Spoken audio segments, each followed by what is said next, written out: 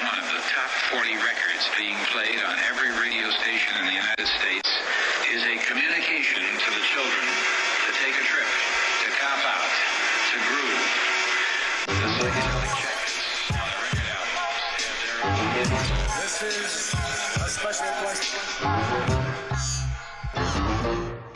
We don't want you to smoke genetically modified ganja. We want you to smoke the real thing. Me? We want you to smoke the natural herb. Sweet. Some call it marijuana. Sweet. Some call it sesame. Sweet. Some call it lamb's bread. The tea. And some people call it ganja. What a terrible mix. Welcome to the Adam Dunn Show. I'm your host, Adam Dunn. I'm Dave Charnick. What's a terrible mix? That was a flop. That was a complete flop. Oh, you mean the intro? I have two incredible guys over here. What? Professionals. Yeah, that's good. Can't make it work. Anyway, Just what light, did they just do? light. What mix? What are you talking I about? missed what they did this time. Welcome to the Adam Dunn Show. I am your host, Adam Dunn. I'm Dave Charnick. And we have some sad news for you guys. Oh, J-Lo's yeah. left the show. Yeah. yeah, she left. She joined Danko's She show. joined the Danny Danko She got mad show. at us. She said Yeah. he's a better He's going to give her own 30-minute Yep. show. He's not going to talk over her. He promises. He promised. No gaslighting. No gaslighting. If you're a grower, As many clams or you're as she thinking about wants. starting your first crop, Although she did make me think that maybe we should broaden our horizons in regards to sponsors, because since she does drink alcohol, and everyone is talking about like doing these like wine and cannabis events where they'll show up, I'm like, we should get a vineyard. We should get a vineyard. Rosendogs would love it. And on that sidetrack, Yeah. so we have a show. We have a show. Wow. Can you believe it? It's weird when It's- it happens. isn't it Big crazy? production Is that value. crazy how those things happen? Right. Well, we have our yearly Crestone Energy Fair going on next week, actually. So we're gonna have a check-in with Nick and Lisa, find out what's going on. This is apparently the biggest one ever, Nice. and it was cool. 35. I went last year. It was dope. It was like it's if you're into like Earthships, or if you're into alternative energy, or you're into any of those kind of things, this is like it is the mecca, because it's like everybody comes down. San Luis Valley's already got its own special tip to the whole thing, but then if you bring in, when you drive down there, as you get closer to it, you're like, pilot tires. Another pile of tires. Tires are, fucking. Yeah. It's like a windbreak. But it's like They're there's the worst. so it's that part, like New Mexico and Southern Colorado is like Earthship Central. So we'll talk to them at the top of the hour, and we're gonna have Blake. And is he bringing his other guy in, or just Blake? He was bringing in one of the chemists, one of the smart guys, but I think, as in true Adam Dunn fashion, Yeah. I think he had a conflict right beforehand. If I understood the text, he's coming in by himself probably. Okay. Well, it's okay. Yeah. But we'll have Blake coming in from 710 Labs, which, if you know about 710 Labs, you just know these guys, consistency. It has been since day one. And when I first came to Colorado, 2009, Green is Green was the fucking place to be. And that evolved, that crew, became 710 Labs. And it's like, even back then, they had the real OG. They knew exactly what was up. And, that's what it comes down to, is just knowing really, when it comes to concentrates, it's obviously quality in, quality out, right? Yeah. So if you don't know what quality is, you're never going to make high quality product. And I can say for a fact that Brad definitely knows what's up. I reached out. It's funny. I thought I was reaching out to Brad, different Brad. So of course I got a message this morning like, I don't know what you're talking about, and this is Brad, the glassblower Brad. I'm like, I have an iPhone. I have an excuse because it just decides to make everybody Brad. No. And I have a lot of Brads. Brad's pretty common. Common these days. Especially I was in Colorado. surprised though, speaking to Blake, I'm sure he'll go into in depth, but their flour is like highly sought after. Oh, I know. In the local markets, and really the dispensaries that are lucky enough to get it on the shelves only offer it to their their high-end patrons, the people who are. My mic sounds really loud in my ears right now. Good. And so you have to call ahead, and you have to know when they're going to drop. So I'm heading. Oh no, over. that's the way in this industry now. You want to be in that position where you make a drop, people are fucking excited, they go there, they buy it. Otherwise, it just doesn't work. You Right. can't expect things to just work off of just randomness. It has to be like focused. And they definitely have proven that to work. Them, Green Dot, there's a few groups here in Colorado that no matter what, they put the drop out, it's going to get picked up, And I was pleasantly surprised to find out that 14er has picked up a whole new level of their business where if you follow 14er drops now, you will see where all of their wholesale is winding up across the state. Nice. And they're sending out a little team and a little pop-up display, and they're really doing it right. So you can find 14er now all over. Now that Stephen Chang left town, they're like, okay, we can take over where Stephen left off. Those are just, pop-ups everywhere. Those are Photoshop pictures. He's still up on the mountain. Right. No, he just posted something from a Waffle House in Missouri or something like that. Oh, he's on the road now. Yeah, I saw. I saw the leaving. It's the one in Commerce. Leaving Colorful Colorado. I wasn't sure if that was just he pulled it off the internet, or if he really was at the sign taking the photo. What do you think? I think he left. I think he left, but I think what's interesting now is that now that he's actually left the state, there's like the baker's code. I think me being a baker, I can now officially say, hey, you're not in the state anymore. Can I get that cupcake recipe? No competition, and I'll make them for us. He's never going to give you that. Yes, he will. He'll be like, hell no. I'll trade him my cookie recipe and my bagel recipe. He wants to come back. He needs to leave the door open so he can come back. I love frosting. He's not going to be making cupcakes. He'll open a dispensary or something. That's some good frosting. Yeah, it is. Yeah, he knows how to do that right. He sure does. See, now, I guess we'll have to tell J-Lo that we were just so without anything to do because she wasn't here. The whole show came. In fact, when she walks in, came crashing down. When she walks in, let's just stop talking and pretend that we were waiting to start the show. Oh yeah. Okay. So when she walks in, we're going to stop the show. You'll know. Yeah. That'll be it. Another great idea from Dave. Another great idea. Wow. So. Oh no! Don't look at me. I didn't do anything. What's up? You didn't do anything this week? Did you do beats and boats, or you didn't do it in general? Oh, I didn't play, but I was there. Oh, you were there. Oh, they did. Oh, they demoted you. You've been demoted. No, actually, nobody wanted to hear you. Like, that guy. We let all the new talent play at the beach party, and then we played at our buddy's after party. Got you. Talent. Oh. Okay, wait. Hold on. Back up for a sec. They're the new talent. Yeah. You're old talent? I'm old talent all of a sudden. Wow. Yeah, I'm an old guy. No, I don't know. That's just how it shook out. I'm not the person who decides all the shit. Well, interesting. But it was a good event. It was, yeah. Oh, yeah. It was good, man. Like, it's always good. It's always good. Yeah, man. Beats and boats. Boats and beats, right? Boats and beats. I think it's boats and beats. Yeah, don't fuck with the title. Don't get it backwards. We do it at Cherry Creek State Park. We do it twice every summer. And it's been going on for like 11 years or something like that. Nice. Interesting. Yeah. So, So. I'm sure they're keeping track, right? I've been rolling this joint since the show started. How long? You're going to knock your mic off trying to kill that fly, huh? Goddamn. It's fly season in Colorado for anyone who's never come here before.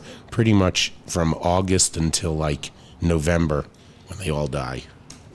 Yeah, that's what it is. But the Adam Dunn Show is going to be on the road several times in the next few months. I think the first one coming up is Boston sometime in September, right? Nope.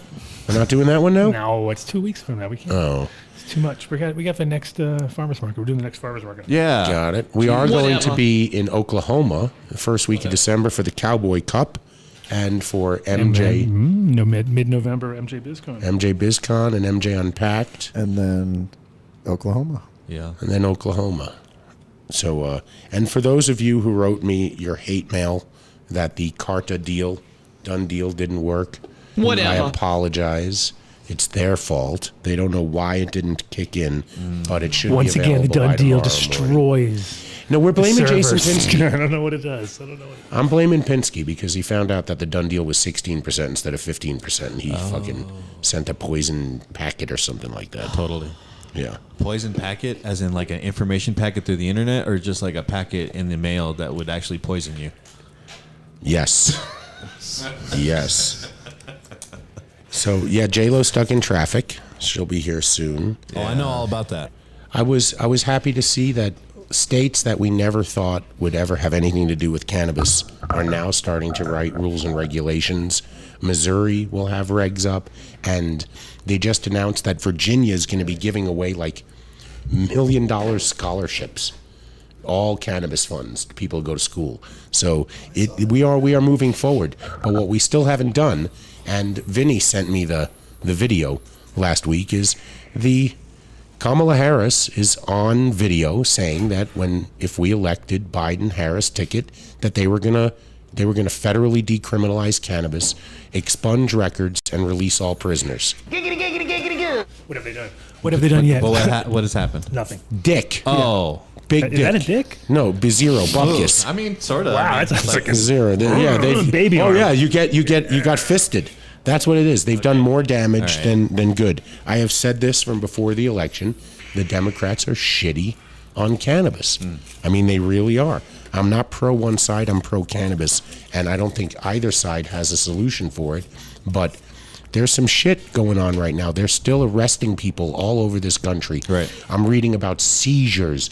So they're still spending money to enforce these draconian laws. So it's time for the Democrats to step up and do what you fucking said you were going to do and federally decriminalize or deschedule, however you want to refer to it. But first and foremost, let everybody out of fucking jail. It's absolutely ridiculous. We're supposed to be the leader in free thinking, and we're locking people up for a plant still today. So. Yeah, everyone's all mad at Russia and Brittany Griner, but it's like, we're still locking people up here too. So You know what the number one rule is? Don't get caught. Yep.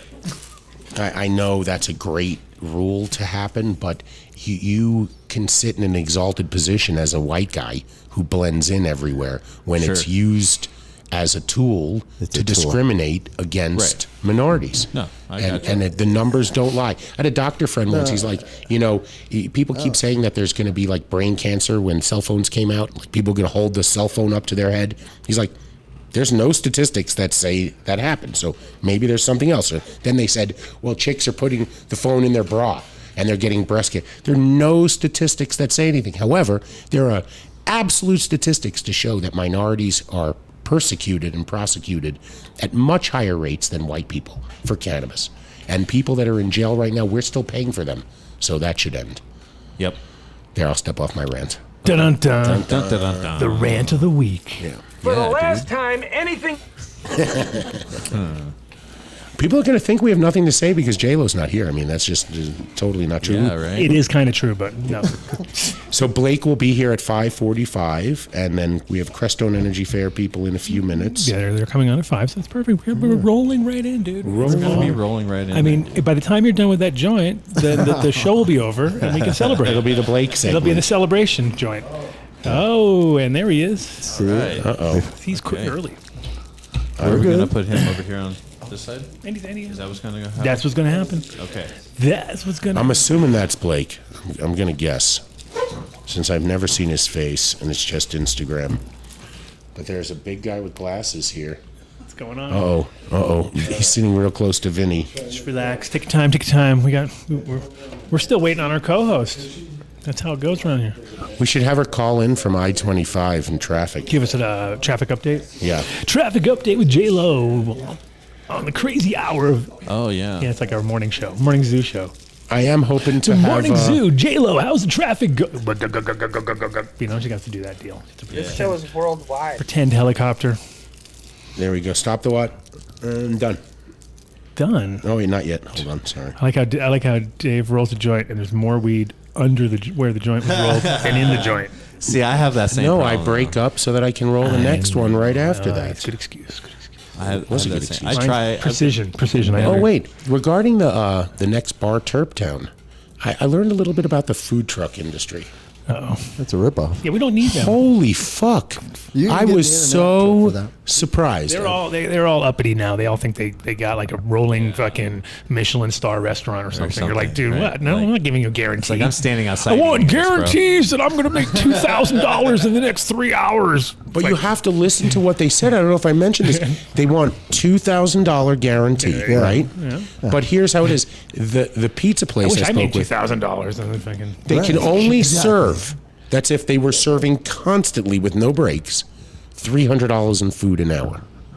So I said, Wait a second, does guys. that work? So you need to be here for 7 hours, serving pizza constantly, nonstop, like a conveyor belt of just people. I said, where do you go to get that kind of business? Because I think Adam and I will show up and just I'll just start a pizza. I'll just do a pizza truck. Yeah, we got this. Vinny, we have pizza stuff here in the thing. We have tons of supplies. We have a pizza oven. We are in a almost pizza shop. Almost pizza shop. We could do this. So I was so surprised. Pizza covered. We already got that, pizza right? covered. Pizza's covered. But then, no, I spoke to another one. They also want the $2,000, but they're like booked 9 weeks out. What the? I guess we're in the wrong business. Get another truck at that point. No, you can get the In-N-Out truck for $2,000 too. No, it wasn't $2,000. Remember, it was $2,000 plus food. Correct. But they'll serve nonstop, and with that one, they allow you to like sell the food tickets. So you can't just walk up to the In-N-Out.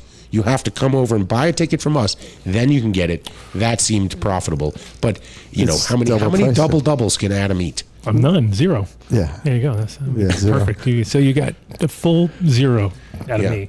I don't think In-N-Out Burger would do well. No, I think we're going to cover our own ass. Market. We're not dealing with no. I got 2 pizzas. It's like having the Nitrous Mafia come to your party and steal all the money. It's like, no, we don't need that. We don't need that. Like, so everyone just spent all their money? At the Nitrous Mafia? Those guys? Damn Those it. guys? Oh my God. Come on. So yeah, we can't deal with that. Yeah. So we'll figure it out. But the next Bar Terp Town is September 3rd. Saturday. And now that Jordan's hearing that, he's like, wait a minute, aren't you supposed to be here, Adam? What's going on? Oh shit, I have 2 gigs that night. I have here and then I'm playing that night at like 3 in the morning. How many jobs is that I now? think you should be able to pull that off. I think it's gonna be fun. When you're done around That's awesome though. 12 hours earlier here, you should be good. Yeah. But, Vinny, can I borrow that torch? Yeah. Really? Oh, they're mad at you for not talking weed. Talk about growing right now. Growing weed now. Let's see what we're going to talk about. That's talk actually in quick. there. It says pizza with mushrooms. Adam talk growing. So here's bold an letters. interesting. So everyone's coming, right? Everyone's plants flipped into flower the last couple of weeks. They're starting to see everything start to grow. How many of you are thinking about how you're going to harvest, where you're going to dry your plants? Especially if you're a commercial farmer, like where's your labor coming from? I spoke with Jay and with his partner John from Dry Flower Solutions. Hopefully we'll have them on as sponsors in a little bit. But this is the time of year you need to be really thinking about what you're going to do. And you should really be planning right now for what infrastructure improvements you're going to make for next season's harvest, because you need to get on their schedule. They are booked. Well, I can say one thing, we have never had the humidity that we are having right now in Colorado. So if you're growing outdoors here, this is going to be a good year compared to all others, I'm sure, just because of that factor alone, just because it's like normally it's so dry here, you lose all sorts of shit. But now everything I've seen outdoors is just booming. So that plant that we got from you, right, never came out of flower. The bubble gum, I know. Yeah. I can't see, so don't throw that over here.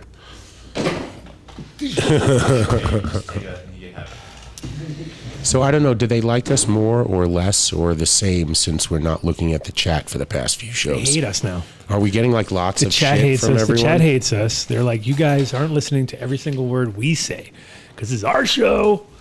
We run the show. Mike we run Denver Bartertown. We run Bartertown. Mike Denver says, screw the food trucks. The hemp lady's crushing it at the market. That's right. I did have a hemp burger from her. It was great. They were good. Dude, And she cooked me a burrito just fine. out of the goodness of her heart. She was like, She said, look at that guy. That guy looks like He needs a burrito. If there's somebody who needs one, it's that guy. Wait, why did she give me a hamburger and you a burrito? though? Look at What she you. had going on. yeah. Look at you. What's up with that? Look at him. Look at you. I see burger and I see burrito. That's pretty much how it's like almost like I remember in Bugs Bunny when they were on the boat and they were like, oh, you turned into a hot dog, and then I'm the other guy submitting turned into this Oh, when he was salivating when he's thinking about the other guy turned into a chicken or something like that. I don't know if that fried was the- chicken. Yosemite Sam? No. No, I know what you're talking about. It was when was when they were on you're the mixing boat. them. They were on You're talking about the Lion King when he starts to see them as food. Not the Lion King. I'm talking about Bugs Bunny, buddy. I don't know. I never even saw the Lion King. So I couldn't have. You didn't like the English Patient? No, I'm not bound. I have Seinfeld quotes on the brain this week. I can tell. So Blake, if you want to join us, you can anytime. Feel free to Come on in. come over to Come on in. Come on that side over there if you feel like it. Which side are we coming in on? You don't want him in that chair there? Oh, Give him a, okay. Oh, you don't want to give him that? Goodness, I have to do things.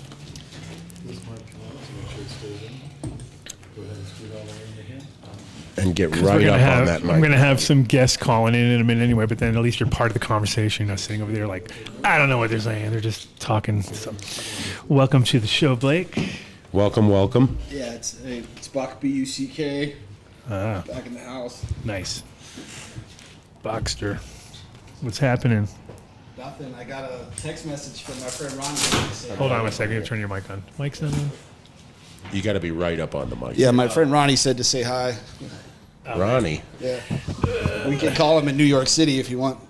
Oh, nice. Yeah. Sure. Let's do it. We'll give him a Oh, wait, no. You don't want that. You want yours. You don't want that. This is Adam's weed. You might consider it mids. Little technical issues. There we go. Welcome to the show. Thank you. Thank you. Appreciate it. And you got your badge on and everything, so we know it's you. Yeah.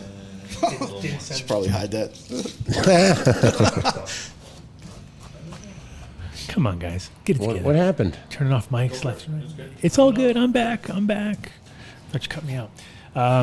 So, yeah, actually, I was saying earlier, I tried to reach out to Brad just to say what's up, but then I reached out to the wrong Brad. I was like, oh, shit, wrong Brad. Because I was looking, I didn't have any last name. I had Brad, it was a Brad M, too. I was like, come on, how many Brad M's are there?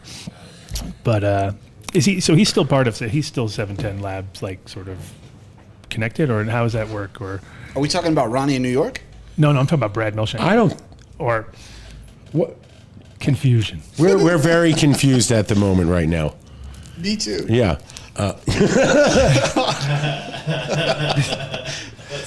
I almost want to go, what's your name? Yeah, it's Buck. I'm a writer, musician.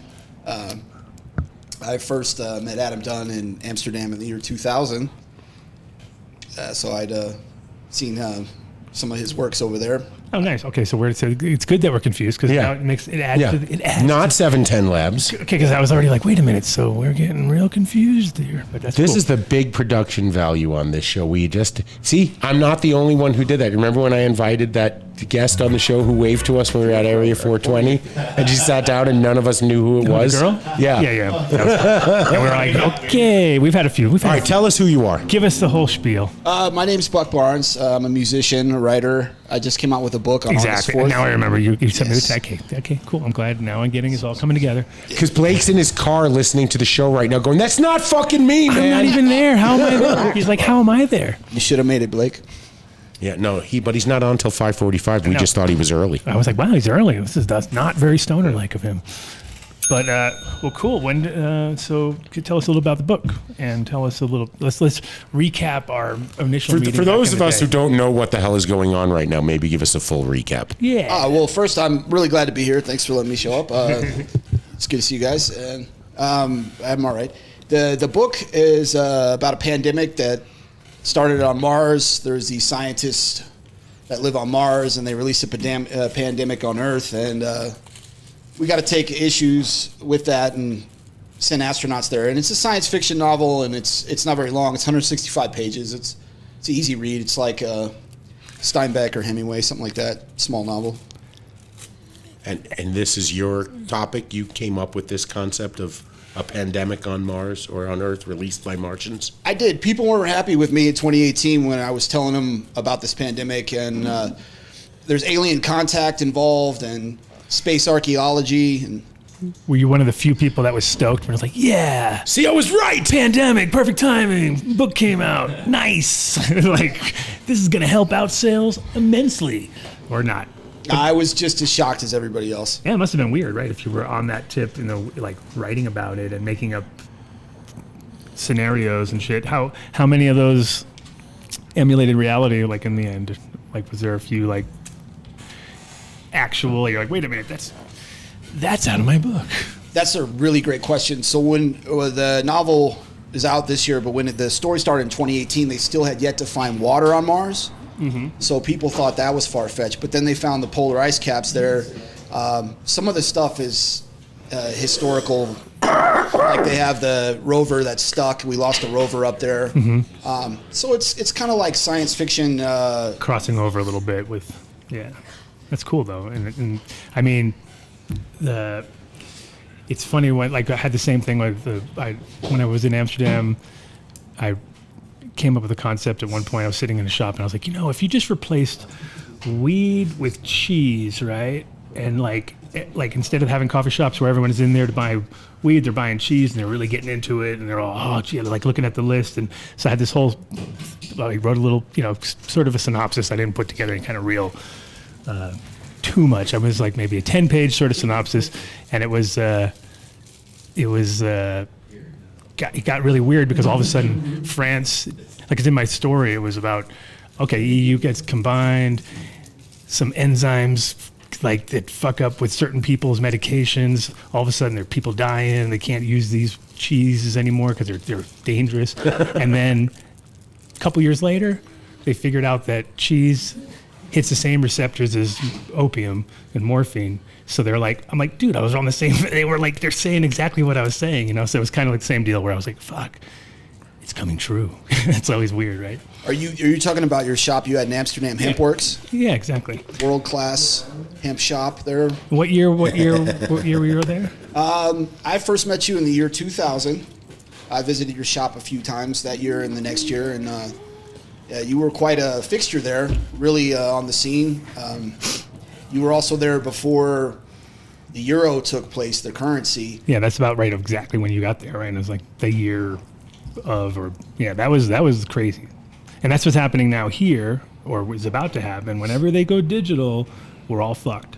You know what I mean? Because it's the moment in time where they can just, what do you mean? No, that's always been that price. And you're like, no, I'm pretty sure that wasn't, And then what they did was, it was just, there was on the conversion rate. With us, it's just going to be on them having to redesign everything and slip it in. I wonder if there were people there at the time when you were telling me the story, like, a Coke, a soda was 2 guilders. Yes. And then they just changed it to 2 euros. Yeah, they just put a euro sign wherever their guilder sign was, and so all those little things doubled. So what if you were a tourist and you were like staying at a hotel? Do you think hotels couldn't do it? So hotels couldn't do it. Car dealerships couldn't do it. They couldn't do it for your rent. There were certain things they couldn't do it because they were very clear about that. But anything small and anything handwritten, any handwritten sign, if you saw a handwritten sign that looked old, right, and it didn't look like it was definitely just been flipped, and you could see that in all the. What about gas? No, I mean, like anything that's controlled, of course. So how many times did you come to Amsterdam in the end? Oh, I've been there several times. I always looked for your shop. I think the last time, was it 2015? The doors were still open? 2013? 11, 12, something like that. Yeah, right around that, 12, 13. You were there right before closing, or? Yeah, I was there a few weeks before. You had I was gone. I was already there. I was already here. Sea Shepherd flag and it was kind of sad because they wouldn't tell me what happened to you. Oh. I had no idea.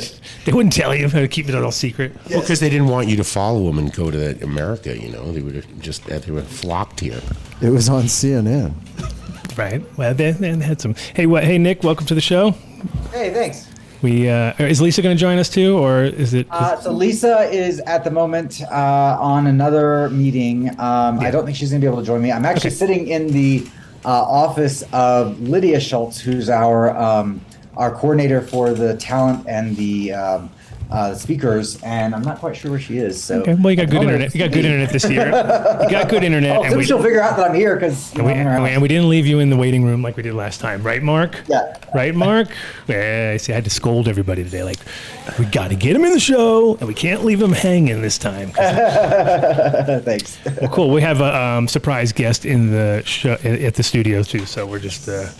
Yeah, we're crossing over. But, he's not Blake from 710 Labs, just in case that's what you were thinking. Yeah, I remember. Yeah. Okay, not Blake. Not Blake. Yeah. Not Blake. Okay. Yeah. Block. How do you say it? Is it Block? Yeah, Block. That's what made it so confusing. It was like, Block, Blake. I guess it's the same thing. No, I looked at his badge. That's not the name on his badge there. I'm like, wait, something's going on here. You were badge scoping? Yeah, I work. I have a legal name too.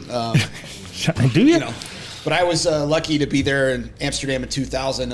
Also, there was another thing that happened back then. Right up on that. Before the internet, people were still paying quarters into machines to get some internet access.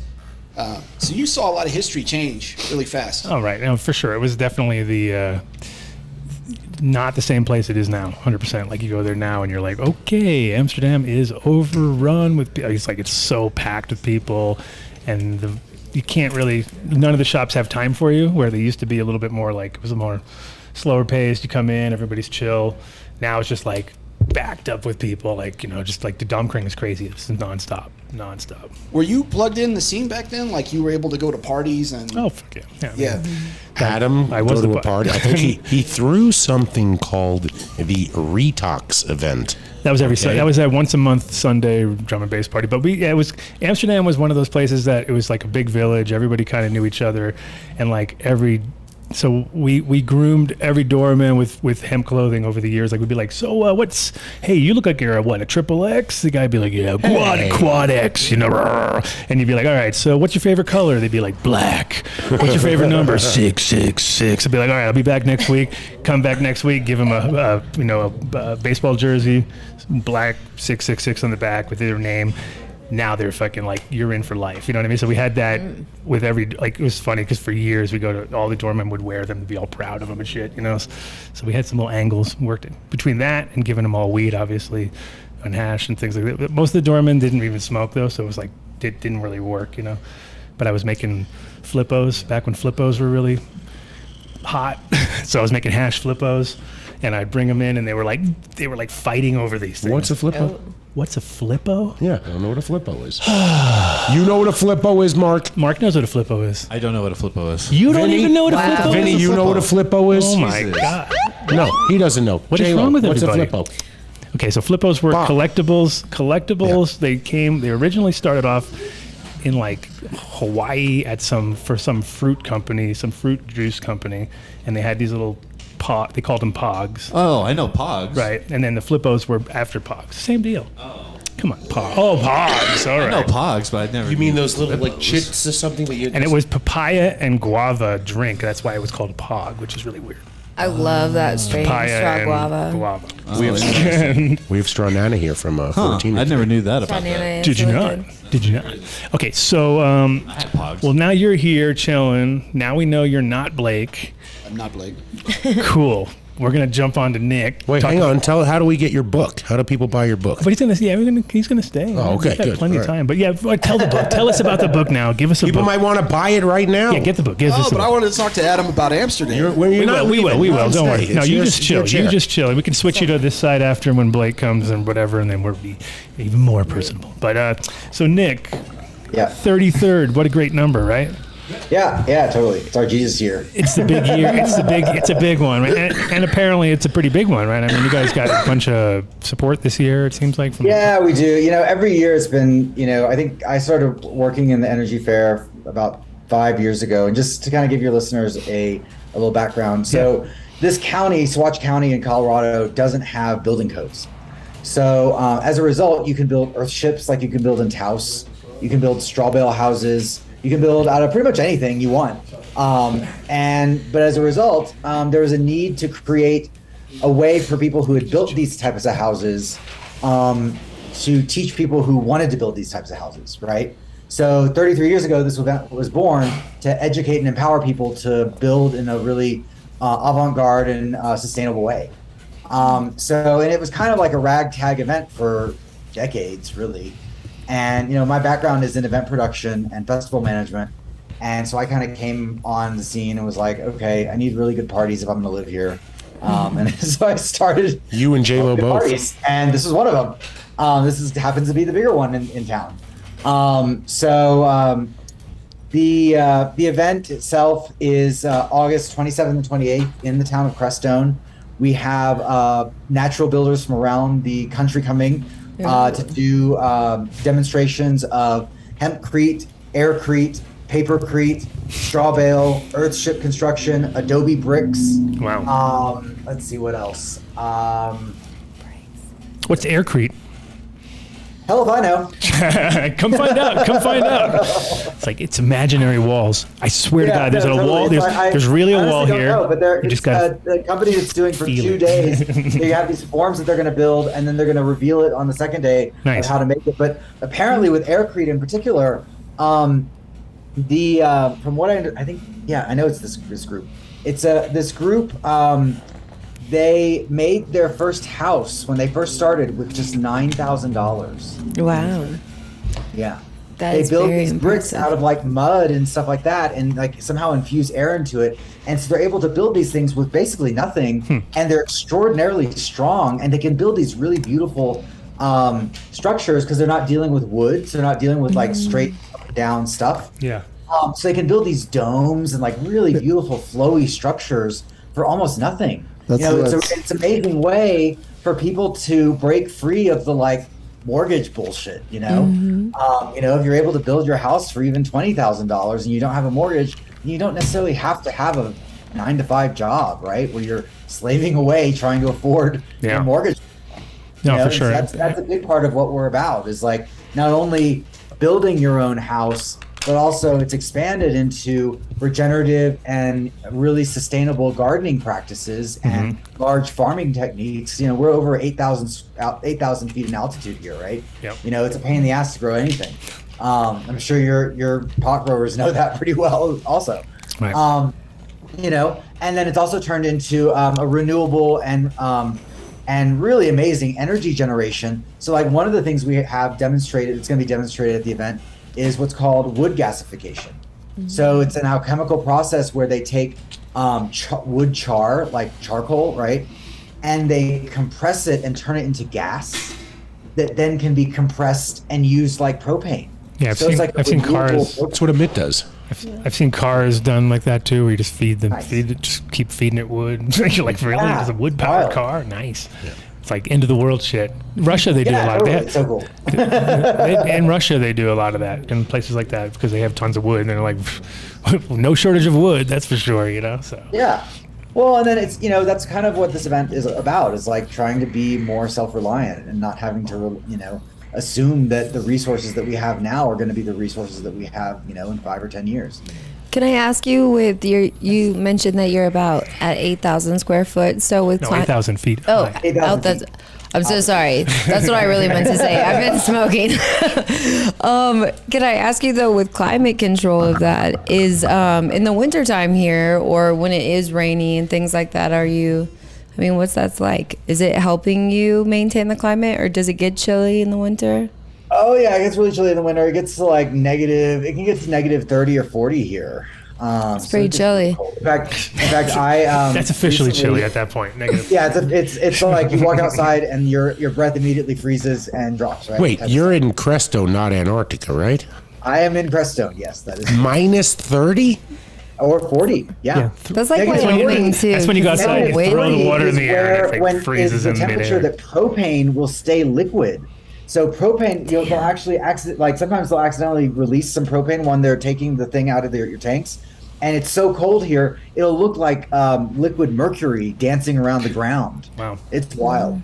It gets cold here. And in fact, recently I had a solar system installed in my house, and the electrician was like, "Hey, how cold does it get here?" And I was like, "Oh," I told him, and he was like, "Oh. You can't use these batteries. They're going to totally die on you." I was like, oh shit.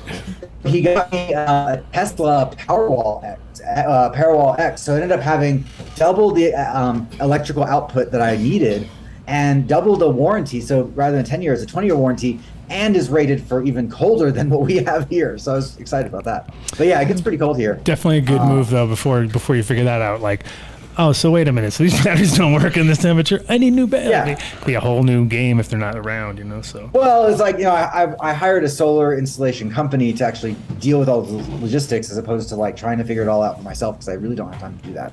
Yeah. Smart move. But it gets really it's a really beautiful place. We're kind of in up until this year, it's been really arid. So we even in the winter we don't get a whole lot of snow. And so it really isn't that difficult, but we've been getting these crazy rains for the whole summer, and that keeps up, it would be an awesome winter. It would be kind of neat to see a lot. How big are the mosquitoes this season? Oh my God. Okay, so because it was a little cooler in the early part of the year, we didn't get mosquitoes. Like usually the 4th of July, we're like dealing with the mosquitoes and we didn't get anything. But now for some reason, they're like coming out in full force. Like we had a sign making party yesterday at this house that's kind of close to a creek. And I got stung. I got bit probably a good 40 times in like 30 minutes. I was like, we know. J-Lo would be gone. That would be the end of it. I'd probably keel over. She'd be in the hospital. She'd weigh 8 pounds. Yeah, it was pretty. It's been pretty bad. But the moment it gets to a certain temperature at night, they can't keep hatching. I mean, what happened? I feel like is there was a good week where it was just steamy enough, and they could hatch and make everyone's life miserable, right? So they're going through that those few that hatched are going through their life cycle right now, and they'll probably be dead in like a week or two. But worst case scenario, I'm gonna have to ninja deet the park so we don't have. We'll just watch them over. Vin. Actually, those propane things work pretty good. The propane. Oh, do they really? They're because the whole thing about mosquitoes is that they're CO2 machines, right? That's all they can see is they see the CO2. So if you have the propane cranking out, they fucking go that's the party right there, and then they get close and it has a fan that sucks them in. So it's those things will clear out quarter acre per no way per thing. Yeah, really? Easy. Yeah, good. Yeah, really good. To the point. Oh where my God, you have to text me a link for that. I'll totally buy 10 of them. you need a bunch of those for sure because they work. Awesome. That would be great. So with these houses as well, on the when you're choosing a location, I'm just thinking if people are listening to this and they're like, how can I swing this? It's if you're choosing a location, with avoiding leakage or bugs. Yeah, well, so here's the gig. So we'll go back to the event real quick, and I'll explain what you're asking in a minute. So the event is not only these demonstrations, but it also on both Saturday and Sunday includes home tours. So on Saturday you can go and tour finished houses that are using these building techniques. So you can see some of the really beautiful architecture that's a result of using these very different type of building techniques. And then on Sunday, you can go to the unfinished houses. So people who are still in the process of building their houses, and you get to talk to that. And in both instances, you get to talk with these owner builders who are going through it, right? Who are now trying to figure out the logistics of building with straw or building with whatever, right? Because with straw, it's a cool building material in that it's extraordinarily insulative, right? It has an R60 value. However, if you get a crack in the stucco, you're kind of screwed. Here's Lydia. Oh, great. You're kind of screwed when it comes to moisture, right? So there's pros and cons with it, but when you build a house out of straw, it's only $30,000 for 1,600 square foot house. So that's a whole lot different than wood. It's per. Sure sounds like Three Little Pigs is coming around. That's exactly what I was going to say. Then the brick house is really expensive, but it will last through the wind. I will huff. Right now what I'm having is my house. I'm building an extension onto my house made of Hempcrete. Yeah. Which is really cool. And so what I'm able to do is the frame is I got all the wood from the lumber mill, right? So usually when you get a frame, you have to have it treated and has to be pressure treated and stuff like that. And it's really expensive.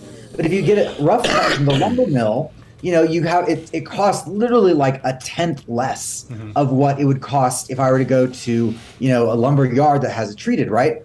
But because it's Hempcrete, what they do is they put the frame in the middle of these big 10-inch base plates. And then once the frame is built, you only need about a third of the wood just to build the frame alone. They actually pack the Hempcrete in around the frame.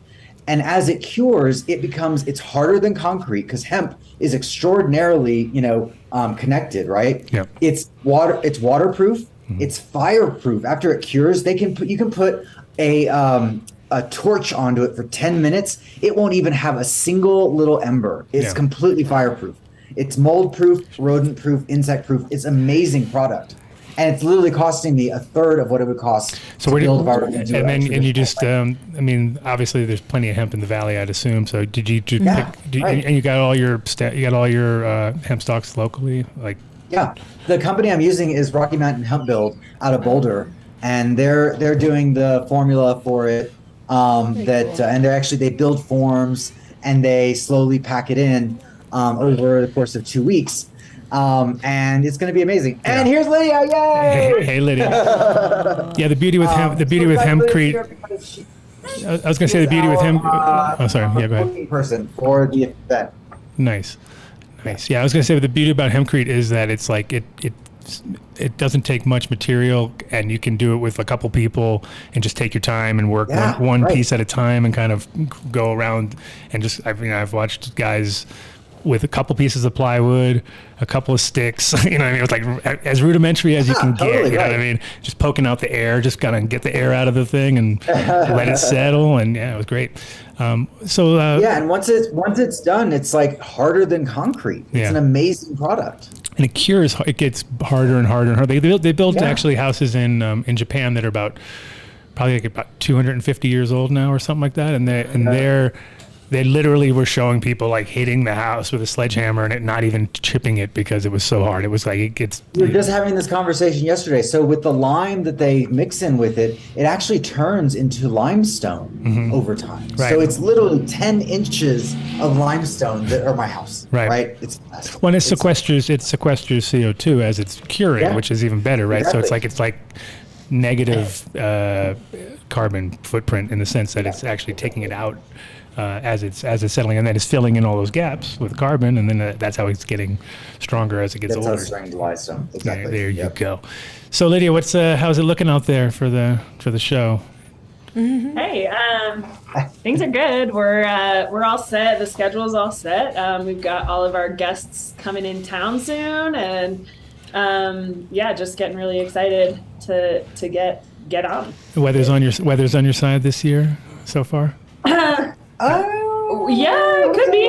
I need to, when I used to produce events in New Orleans, I used to hire weather witches to get rid of the weather because New Orleans has like the worst weather ever for events for outdoor events. I can imagine. And so I actually was thinking about, I need to look at the weather, and then if it looks like it's going to be shitty, I need to call my weather witches and be like, okay, make it go away. I think it might be almost it's like for us, if you don't have a tent, it's going to rain, right? If you do have a tent, it won't rain. It's like there's always It'll be windy. You got to always kind of fool it in some way. So yeah, I think witches sounds like a good idea. I would. It's pretty nice weather. Like it's been, we've gotten the classic afternoon rain. Yeah. So. Yeah. Mosquitoes love it. I mean, last year I remember it got a little windy at one point. It was like, oh, here comes that kind of crazy wind because that's the thing out there. It's like you just never know, right? It's like, our wind has been okay. We had, the worst, you guys probably know, but we had the worst windy spring ever, but I don't think we're in for wind. We might get an afternoon rain, but I think things are looking pretty good. Yeah, and this year we moved it this year back into the town of Crestone. Really? 3 years ago, we were kicked out of the town of Crestone. Oh, no. Got too big. And hang on a second. And they were like, you can't have your event. We're like, you can't tell us what to do. The Crestone Energy Fair got kicked out of Crestone. Yeah, too much energy, man. You guys are emitting way too much energy for this town. It's the CO2. Tone it down. Well, that's cool. Well, it was just more like they didn't want us to gather because they were scared of COVID. Oh, that's true, yeah. And it was like, no, we're still going to do what we want. Sorry.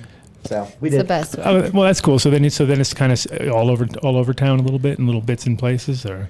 Mm-hmm. Yeah, in the town center, with that park in the middle of town. Sure. We're taking that over, and that's going to be our main stage. And then the area in front of the Elephant Cloud actually has a stage already, and so Lydia's booked music all day, both days. Nice. And we have about 6 or 8 food vendors. So we have a guy from Louisiana coming with like gumbo and jambalaya and stuff like that. And we'll have a big food court in front of the stage, around the stage area, and then we have. The Wellness Village is in the other park in the town of Crestone, so the Creekside Park. Gotcha. The one that's got the playground, that's the one where we're going to be doing like Tai Chi and yoga, and there's going to be like booths for sound healing, and other healers are coming and doing their thing out there. Joy Ray from Shumei and things like that. So we've got, and then our headliner music in the evening is going to be in the big park where the main stage is, the regenerative stage is the name of it, and that's where our headliner music is going to be. And then on Saturday night we've also got Tree Fort amazing national touring DJ who is playing a special fundraiser for us on Saturday night, actually inside the Elephant Cloud station on that stage in there. Okay. And that's a really important event for us too, because it is a main fundraiser for our free and amazing event. And tickets are $25. We'll have 100, so it's limited. And then we're also going to be doing an elixir bar in there that is part of the fundraiser as well. Yeah. Yeah, and that actually brings up a really good point. So this event for 33 years has been free, right? And, we feel like it's important that it remains free because it's information that everyone should have access to, not just if they can pay for it. Right. Everyone should be able to afford living in a house and figuring out how to live on their own. So, it's difficult to keep it free. It costs us about $30,000 every year to put it on, and we scrape by, actually, and this is the year, probably it's been even more. But on our website, CrestoneEnergyFair.org, if you feel like joining us, you can volunteer. We have, I think, 120 different time slots for volunteers. And we are feeding our volunteers this year. So we have a whole kitchen just for volunteers who help us. But then also, if you feel like donating, every little bit helps. We do this mostly for free, and at least as volunteers. Yeah. It just really is done because we believe in it so much. Yeah, and right now it's like so many people are downsizing what they're doing and figuring out like they don't want to be in the city anymore, and there's like people are all like, so many friends of ours are, buying RVs or converting school buses or so it is definitely like the time for this in a sense, and I think it is also as people get want to get off of fossil fuels and want to kind of get less dependent on all that and try to go off grid. So it's cool to see other people doing it, because a lot of times you can't figure it out until you actually see it, right? It's like, that's it. That's exactly right. Oh, it's that big? Like, oh shit. I didn't think it was going to be like that. I thought it was like a little thing like this. You're like, no, dude, we're talking about because some things car that runs on water, man. Well, some things are definitely harder to wrap your head around, and then and also to see and a lot of times it sounds great until you do it, and then you do it and you go like, well, that ain't gonna work. You know what I mean? So if somebody else can it's also a way to meet people too. Like Farmer Bob is one of our sponsors, and his business is Beyond Organica, and he is our consultant for the garden that we're building. We're building a acre garden here in the Baca, and he is a genius wealth of knowledge, and also like he's been growing out here in this valley. He's the guy with the nursery, right? He's got the nursery or something. Yeah, he does. 40 years. He's been out here. I met him at the seed swap last time. I think he seemed really cool. Yeah, totally. And that's also what you guys are doing out there too, right? You're having a seed swap. Yeah, we do have a seed swap. Yeah. So Farmer Bob, he's got the Bobcat, and he teaches people, how to do this stuff, but also like, he's also for hire too, like, and a lot of these people that are coming do, like with the Rocky Mountain Hemp guys and whatever. And it's like, it's a way for you to learn about it, but it's also a way for, if you are in the position that you want to like hire for help, it's a way to meet like great people to be able to work on your projects like with or for you. For example, like the people in Taos who do the Earthship Academy are coming here to talk about how to build Earthships, right? Like literally the most forward-thinking people in these technologies are showing up to show us how they do it. Because this event has really gained a lot of traction for the people that we're bringing in, who are all like-minded, who again just want to make it work on their own, right? You want to just live more sustainably. Yeah, totally. And sustainably brings up a good word too, because I feel like, Energy Fair and like Crestone like maybe kind of have a bad rap, but I feel like, I think it's the opposite. I think it's a good rap. It's a good, I think so too. It depends on who you talk to, right? The Valley is a really big place with a lot of differing opinions, and but yeah, I think we're not going to change the name of it, but if we were, sustainability fair is a good word, I think, for people to understand more of like what we're doing. Not to mention, like the sustainability of our relationships, like come take a day off and enjoy your neighbor's company. It's a good, it's not a bad idea anyway, just because then you can take it on the road and it doesn't turn into like, the Crestone Energy Fair in Michigan. Like, it doesn't make sense, but whereas if it's sustainability fair, then it kind of just rolls. You guys can just take it on the road. Never-ending job, right, Nick? Nick's already like, it's too much work. Too much work. How many people come through over the course of the event? We're expecting between 1,000 and 2,000 people a day. There you go. So last year we had about 1,000 people on Saturday, and this is again when it was an off-grid location. It was a lot harder to get to. It was a lot more difficult environment. It was less accessible. It was a lot less accessible. And then Sunday it rained like crazy, so we had a lot fewer people. But now because we're in the town, we have a lot more cover. We're under trees. It's a lot prettier. It's a lot easier to access. It's gonna be much easier for you guys to pull this off, I'm sure. Not easier, but it maybe still be hard. But compared, it's gonna be easier. But infrastructure-wise, when you have to like build everything at the spot, it definitely doesn't make it easy. It's like, fuck, we forgot that. So no, it's cool. Last year, last year we were like out at the site like literally every weekend for like, I think at least 2 months trying to build. I feel like it was things, 3 months. maybe 3 months trying to make it work. It was like our lives. Totally not my style. I would have waited till I would have been like, wait a minute, when's it gonna happen? Next week? Oh, we could start on. We'll do the Wednesday before. Let's do that. That'll work. So, yeah. No, it's good. It's good to see it getting reintroduced back into the town because that makes it official, I guess, because you were like it was like Crestone-ish fair last time, I guess. But it was cool. But I'm glad I got to see it last time too, because I think that was actually cool. I liked it. It was like a proper. Out there, right? Yeah, it was definitely. It was like I love when you can create something from like a place like that, like where you're like, okay, this is ground up. Yeah. Little mini Burning Man. Well, in a past life, I used to be a event producer, and I would work with spaces who were trying to get up off the ground and help them do that.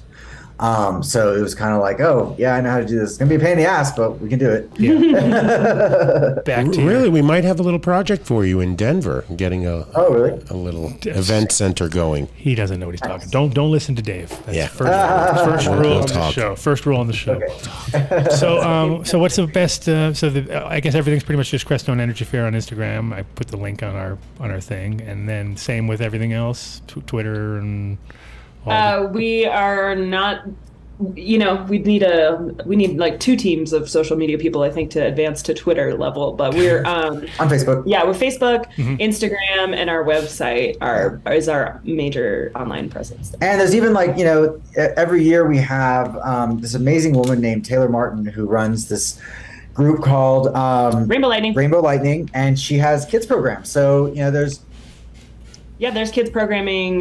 They're doing like little mini fairy house builds, and I heard about the fairy house builds.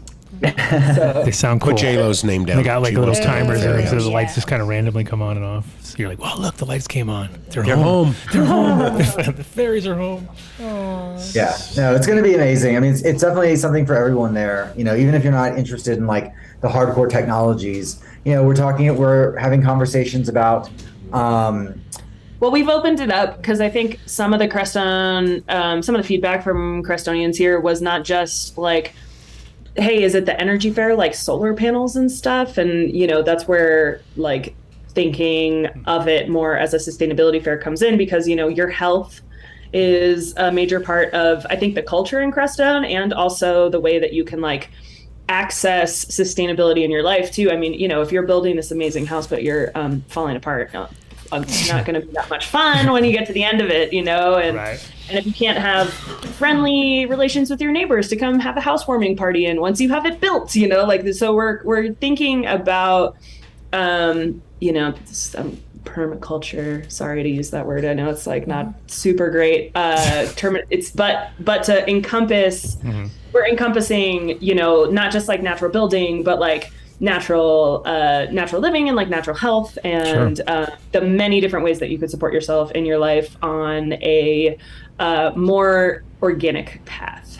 Yeah, there's actually a saying in Crestone because it is so difficult. In the past it has been so difficult to build a house. So it's actually build a house, lose a spouse. Right. And I don't think we have any authentic relating this year, but last year we did have a friend from Salida come and do like an authentic relating class, because that is important, like it'd be nice not to pay that price. Right. to make it to the finish line actually together. Yeah, totally. Together. Hey. Like with our health and our mental health. Right, yeah, totally. right. Not so like, there's the wellness village encompasses that aspect of it too, and the wellness panel that's going to be happening on Sunday morning. Then my vote would definitely be to rebrand as the Crestone Sustainability event from energy? Because when Adam told me about it the first time, like 2 years ago, it didn't bring to, I didn't envision what it was. He thought hula hoops. He saw like glow in the dark hula hoops. He was thinking like fire. Like, is that what kind of energy we're talking about here? No, Dave's a cop, so he's not really into Right. stuff Oh yeah, like- former cops. I was thinking about how Bill jail. His eyes like, what? Wait a minute. Well, there may be a glow in the dark hula hoop. So. No, I think sustainability is there'll be more. plenty of those, I'm sure. No, it's true. I mean, it's We've considered it. It's a huge undertaking, though, that we haven't necessarily been like totally ready to do. Yeah. But it has come across the table. Yeah, it's just like in the area, so many people know it as the Crestone Energy Fair, and in other, like in Taos and in Boulder, people know it by name. Like a lot of people. Then it becomes the Crestone Energy / Sustainability Fair, and then in a year or two, you drop the energy. And We're gonna be like the Crestone Sustainability Fair, formerly known as the Energy Fair. Just go like Prince. Just have a symbol. There you go. We're all on the same tip. Symbol done. Yeah. Formerly known as. Formerly known as the Crestone Energy Perfect. That's awesome. And was it really difficult to hire the food vendors there? Was it like 2,000? Sorry, inside joke. We were looking to hire a food vendor. Have you been hiring some food vendors lately? Dave? I looked into it for the Bar Terptown, and I was so surprised. And when I heard you guys say you had a ton of food vendors coming, I'm like, that's an undertaking in itself. It really is. Yeah. When I first started this, I was doing the booking for the music and the booking for the speakers and all the food vendors and all the vendors coordination. So it was very difficult. We now have individuals who are doing each one of those things alone, and it's still difficult. Right. Employees. But it's. I have a really good relationship with the health department in Alamosa, who we submit an application a few weeks prior to the event, and they give me months in advance all the vendors who are licensed to vend in the area, and so I can we can use that right now. We have Brett what's his last name? Buchanan, who is our food vendor coordinator, who has done that and doing a great job. He's found some amazing vendors from around the area. So we'll have anything from pizza to like Asian fusion to, like I said, jambalaya and gumbo to, let's see who else is going to be there. I didn't hear the update I think yet. there's going to be sushi also. There's just going to be all kinds of stuff there. That's awesome. Yeah. Especially here, we have like one restaurant, two maybe sometimes. Right. So it'll be a nice treat for the area locals as well to just have some different food. Oh, Sweet. that's awesome. Be a really That's nice awesome. time. Well, cool. I'm glad we could get you this time and not leave you hanging in the waiting room. Like In Mark's defense, we left Lisa and Nick last time in the waiting room somehow. Matt, like, where are they? it wasn't it. Mark changed the link. We moved over. We were doing something, and they just had the link when we had to restart. You Plus, had it the was old all link. internet issues and craziness then. So now you guys are all Yeah, It wasn't now his we're fault. now we're on Starlink. Starlink here at my house. Yeah, And Nick's and my too. house, Yeah. yeah. I just So got I- it. I just got it recently too. It's pretty good so far. Yes. So good We're Amazing. compared to what I'm used to. 100%. I was like, oh my god, this is way better. What speeds you Really? get with Starlink? I think what was I getting, like 54 down or something like that. I don't know. I was like, It's weird though, because sometimes it's like it goes all. Sure. There's no with consistency. With the clouds, it can get a little spotty. But like when I first got it, I was getting like 200. Holy down. shit! Wow. Yeah, Yeah. that's good. No, I was not getting that. I went up from 0.5 to She was getting 0.5. Yeah, before Scarlet. to like 200s. Will you have any people there who can advise the cannabis growers who are growing indoors in such a volatile climate on how to build properly insulated rooms? Do you have a recommendation on someone who would be good for that? I mean, I feel like that's definitely interesting topic, Yeah, but that's not on our radar this year. We do have Spore coming, which is they're this Society for Society for Psychedelic. Psychedelic, not organization and research education. No, Spore is the Yes. They're outreach. outreach. Outreach and Damn acronyms. So they're a really great resource if you are interested in what's happening legally with the like psilocybin world or just the medicine world in general, and those people are really well connected as far as what happened in the marijuana legislation and things like that. So they're moving, they're doing a lot of organizing around not making sure that we move forward with some of that legalization in a better way than we did with cannabis. Keep it, and making sure that they're not pushing any particular legislation at all. No. They actually just advise to the people that are making some of that legislation and doing the voting on what might be really inclusive for the people that have a history of using that medicine. And I think that's something to consider even in the cannabis world too. But that said, we have been trying for years to have more inclusion of the cannabis industry, especially, because we're all one community here, and we've kind of fallen short. So, Adam, if that's something that you could help us with next year, we would love to have talks on that. Yeah, it would be even just simple LED lighting, things like that, because those are questions that people have, and that's all fits right into the scheme. You know what I mean? Where they'd be like, "Oh, energy light, that makes sense."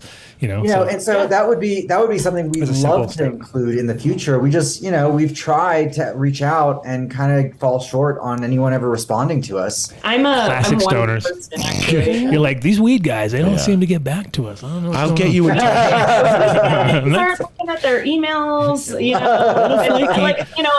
and I do the booking of the whole event at this point, and so it's a big job. It's probably I'll get you in touch with someone. Well, we got a few ideas. We'll definitely link you up for. Especially for next year. The assistance of having people sent my way is really helpful, of course, and we're really open to.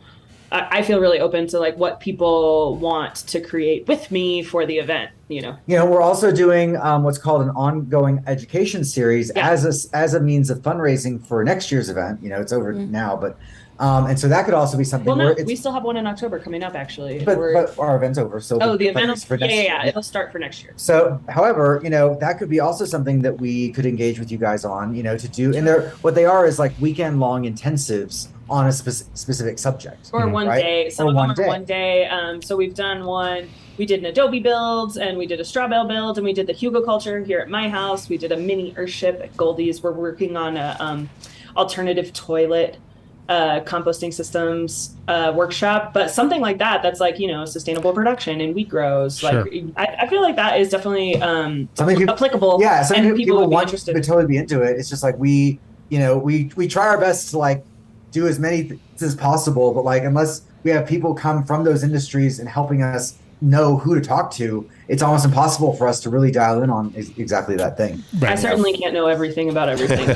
No, I used to work. Come on, you should be able to at least. I used to work for an energy think tank in Boulder called eSource, and in 2011, we estimated that 1% of the entire electric grid went towards what they called at the time. They called it illegal cannabis, but it really incorporated all legal cannabis because Colorado was already legal then. And if 1% of the grid goes to cannabis production in this country and we don't find ways to be more efficient, then we should expect more fucking government regulation coming in, and we'll wind up with bad laws like what we have with 6 plants, 2 ounces.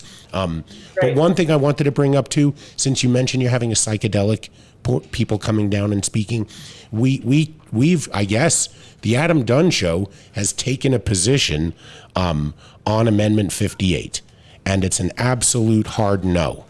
So please get the word out. It's real important. They snuck this one in. They paid petitioners.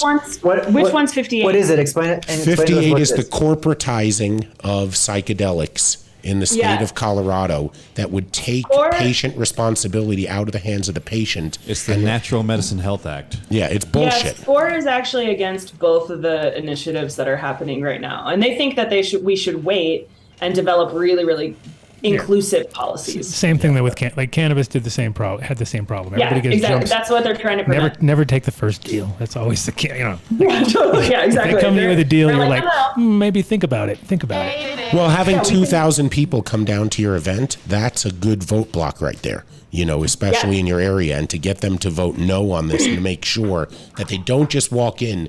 They called it the Natural Medicine Health Act. They made it look so. It sounds great when you call it that. No mushroom left behind. Well, even last week. And when you read it, you kind of, unless you're really looking for it, you kind of go, oh, this doesn't sound so bad. I was really surprised to hear you say that last week. You know, what I mean, when you said that last week, I was like, oh shit, if they almost got at, just by reading it, I was like, oh wow, this is pretty. But then I knew that there was some bullshit in there, so I was looking for it, and then I found it, and I was like, oh, there you go, there it is, right there. If you don't see that, There's the thing. That's what's fucking it all up. I definitely think that it's okay that people make money on new industries like that, but I also think we should think about the people who have maybe like lost a lot as far as being in that industry before it was legalized, and we should think about the people that like really need the medicine that aren't necessarily going to be able to participate in an industry. And especially with mushrooms, it's like, dude, they grow out of cow shit. I was gonna say it's one of those things that once people crack the code, they're like, wait a minute, so you mean and it's like, no, slow down, buddy,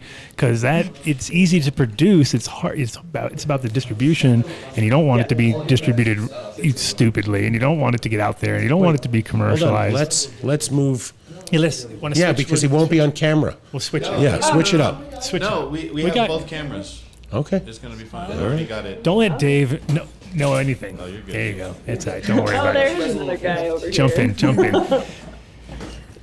So Spore is going to be talking about that on 2:00 on Saturday of the Energy Fair, and they are wonderful people. They're really interactive. They're definitely really intelligent group of people to be talking about this exact issue with. So and they're sticking around all weekend, so there'll be time to just talk with them about what they're thinking. I think it really matters as far as like sustainability goes, because a lot of people that are interested in sustainable life are also on the fringe businesses, and there should be room for us to be successful in the world also. And I think as a community, Crestone in particular, but also like many communities are dealing with people who participate in like ceremonies and all of that sort of underground. But we should talk about integrating that in the community and how that can be a part of our like healthy communing together and things like that too. So sweet. Well, thank you guys. It's awesome to have you on, and I'm going to try to get down there for that because I went last year. What are the dates again? It's August 27th and 28th. From 9 a.m. to 9 p.m. 9:30? 9:30. To 9 o'clock on Saturday, 9:30. And then our after party is 9 o'clock to 11 in the Elephant Cloud. That's going to be a really great event. And then Nick's after party is going on and on. Or not. Probably. Right? Tell us about this Elephant Cloud. I know, that's What's really it? Yeah, Elephant Cloud, the shop down in the middle of Crestone. Oh, right. Anyway, Is that the coffee shop? that is the spot. It's the spot in Crestone. It's the business. It's So pretty good. much the spot. So, If you want, Hope to see you guys there. Thank you so much for having us on. thanks, Nick. Thank Thanks. you. Thanks, yeah, guys. definitely come say hello if you guys make it out. I'd love to meet y'all in person. 100%. that would be wonderful. You will soon enough, for sure. Thanks. Very good. Yeah. See you later. Cool. Bye. Bye. Peace out, guys. Bye. And now we have Blake and Block. You didn't even hear it. You didn't even You weren't hear it. You didn't listening. hear it. You weren't listening to the show earlier, huh? They 'Cause we- assumed I was you. he Very rolled little, in. very little. He rolled in, and we're like, oh, okay, yeah. None of us had ever met you, so we're like, oh, that must be Blake. Okay, well, he's early, and then he sat it down, and I was like, Blake. He goes, Block, and I go, oh, Block. No, it's Buck. Block. I get it all. Name badge, and his name was different. I'm like, wait a second, because I've done that before.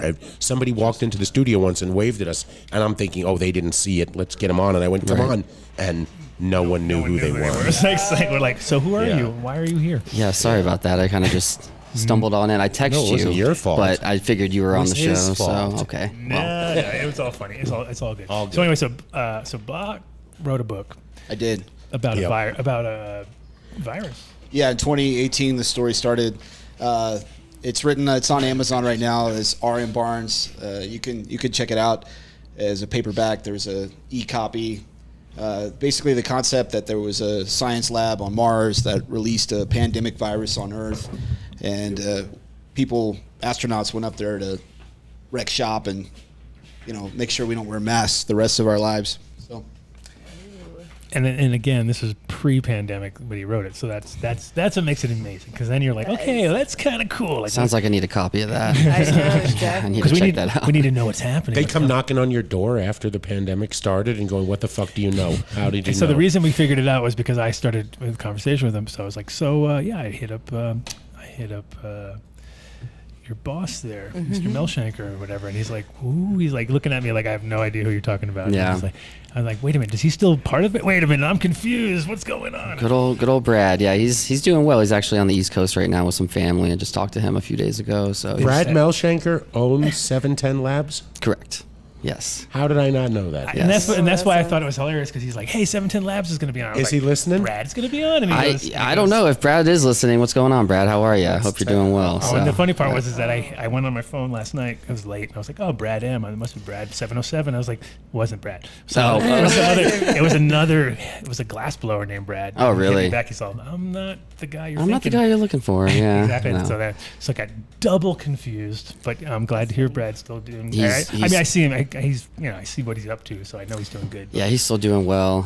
Still makes a lot of decisions and what our company does and what we're going to do and how we're going to do it. So he's one of the best to and he's got some. He's been in this industry for quite some time. He started in Boulder, which I'm sure you guys know, and. Yep.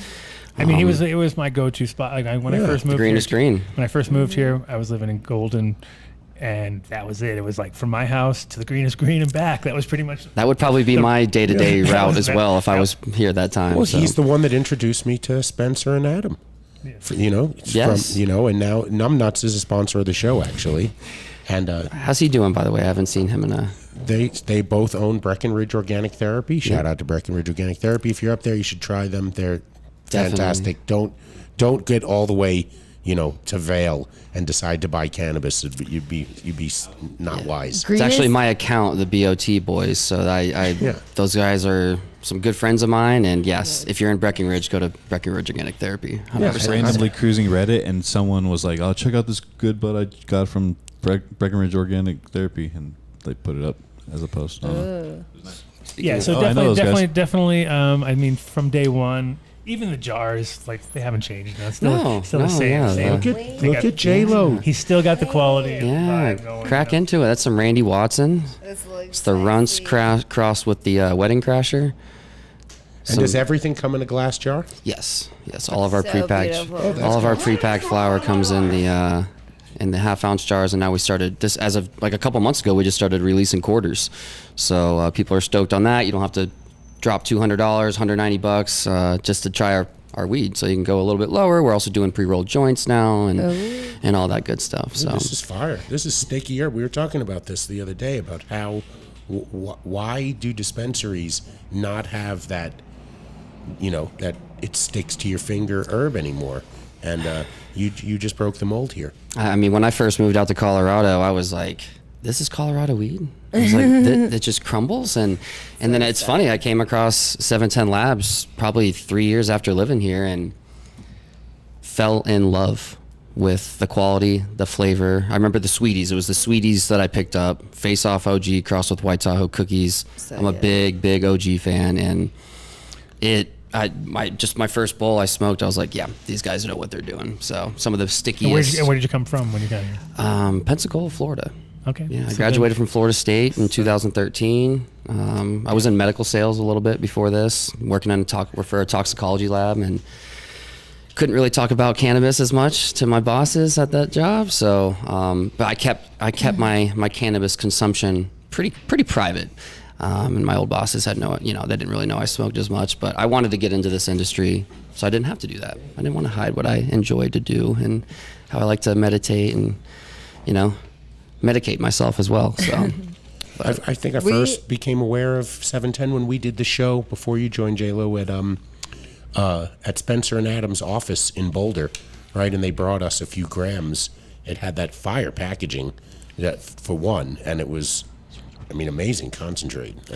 Speaking of concentrate, I brought you guys some to try too. Right over here, man. I'm right behind you. Our cards of V2 is ready to go. Actually, Mark. Yeah, you didn't leave it with those two guys over there. I did leave it in the bag, so they're the closest to it. My card of version 1 is all warmed up over here, ready to go.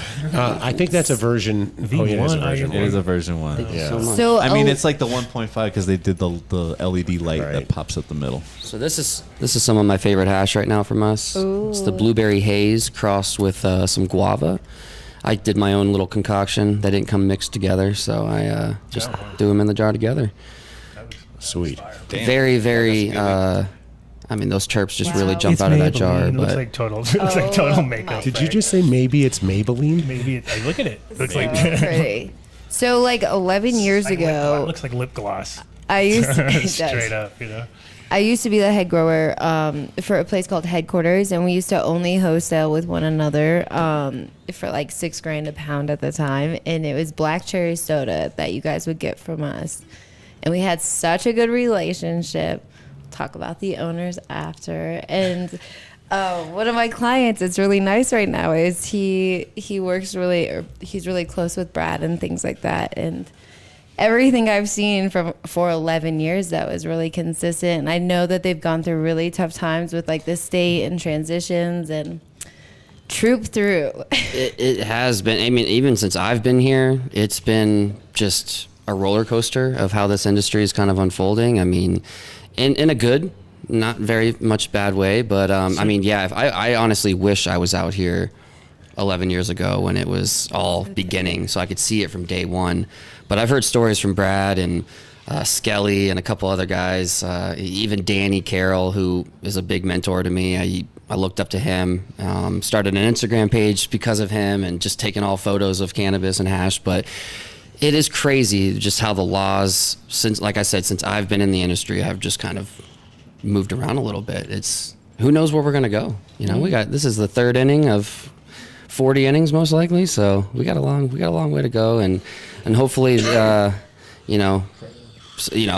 most of the states are starting to catch on and realize that this is just good medicine for people. So so right now, how many states is 710 left? We are in California. Our facility's in Oakland, and then we are here in Denver, obviously. Just started in Florida. Michigan should be online Q1 of next year. Wow. So Nice. Moving quick, but Homestead is our facility in Florida, and they are crushing it. What do you think your biggest obstacle as a company has been through the transitions throughout the years, and state to state? Keeping our quality super consistent, because we've gone through some ups and downs. You know, we've lost some really OG people that have been with 710 since day one. And they're on to bigger and better things, and they're crushing it where they are. And as a team, I think we're constantly trying to learn off each other, and we're constantly trying to learn off other brands. You know, I have so much respect for Green Dot and Laser Cat and just Dab Logic, and the list goes on. And we're always trying to learn from those guys too. That's pretty much the list right there, though, as far as in my opinion. Right there. I mean, Dave at Green Dot is just such an educated person on this plant, and we have such a educated team as well, but I know that we're always trying to learn from other brands, and always trying to shake up the industry, as we like to say. But I think some of the biggest obstacles, honestly, are the price gauge, and what people are trying to lower their prices, and we're trying to keep ours at a certain, and it gets tough with purchasing managers. As a sales rep, it's stressful, but we fight through it, and I think with the quality that we have been able to keep consistent, it has just really, really, really made us stand out, and it's interesting, honestly. I can't really think of. Go ahead. No. When we were talking earlier, before you came on the show, about your flower, and that I had people reach out to me because I didn't know you had a flower line. I was just going off of the concentrate that Spencer and Adam had turned me on to. I called around. I went to Weed Maps, and they literally told me, when it comes in, it's gone that afternoon, and we usually just let our regulars know about it. And that is that has to be a testament to quality. I'm telling you right now, my fingers are still sticking together. And who's gonna roll some up? We got to try it. I want to see the reactions. It takes an hour. No, I got it distracted by the concept. No, I just want to see some reactions on when you guys smoke this. And speaking of flower and how limited it is, we just opened up another facility specifically for dry flower. So 100, it started out being 50% towards our dry flower, and then we were still kind of pheno hunting and doing some things on the side in there, but now it's 100% full on flower. So the amount of flower that you're going to be seeing from us it's going to be up here compared to where it was, even 2 years ago. So we're trying to get into every shelf we can, because we want people to have this quality around and have that option to buy it. And I love just hearing the people's reactions sometimes when they try it for the first time, because I remember mine. I called my buddy. I'm like, have you ever heard of 710 Labs? He's like, what? 7 who? I'm like, dude, you have to come up here and try some of this weed. It's phenomenal.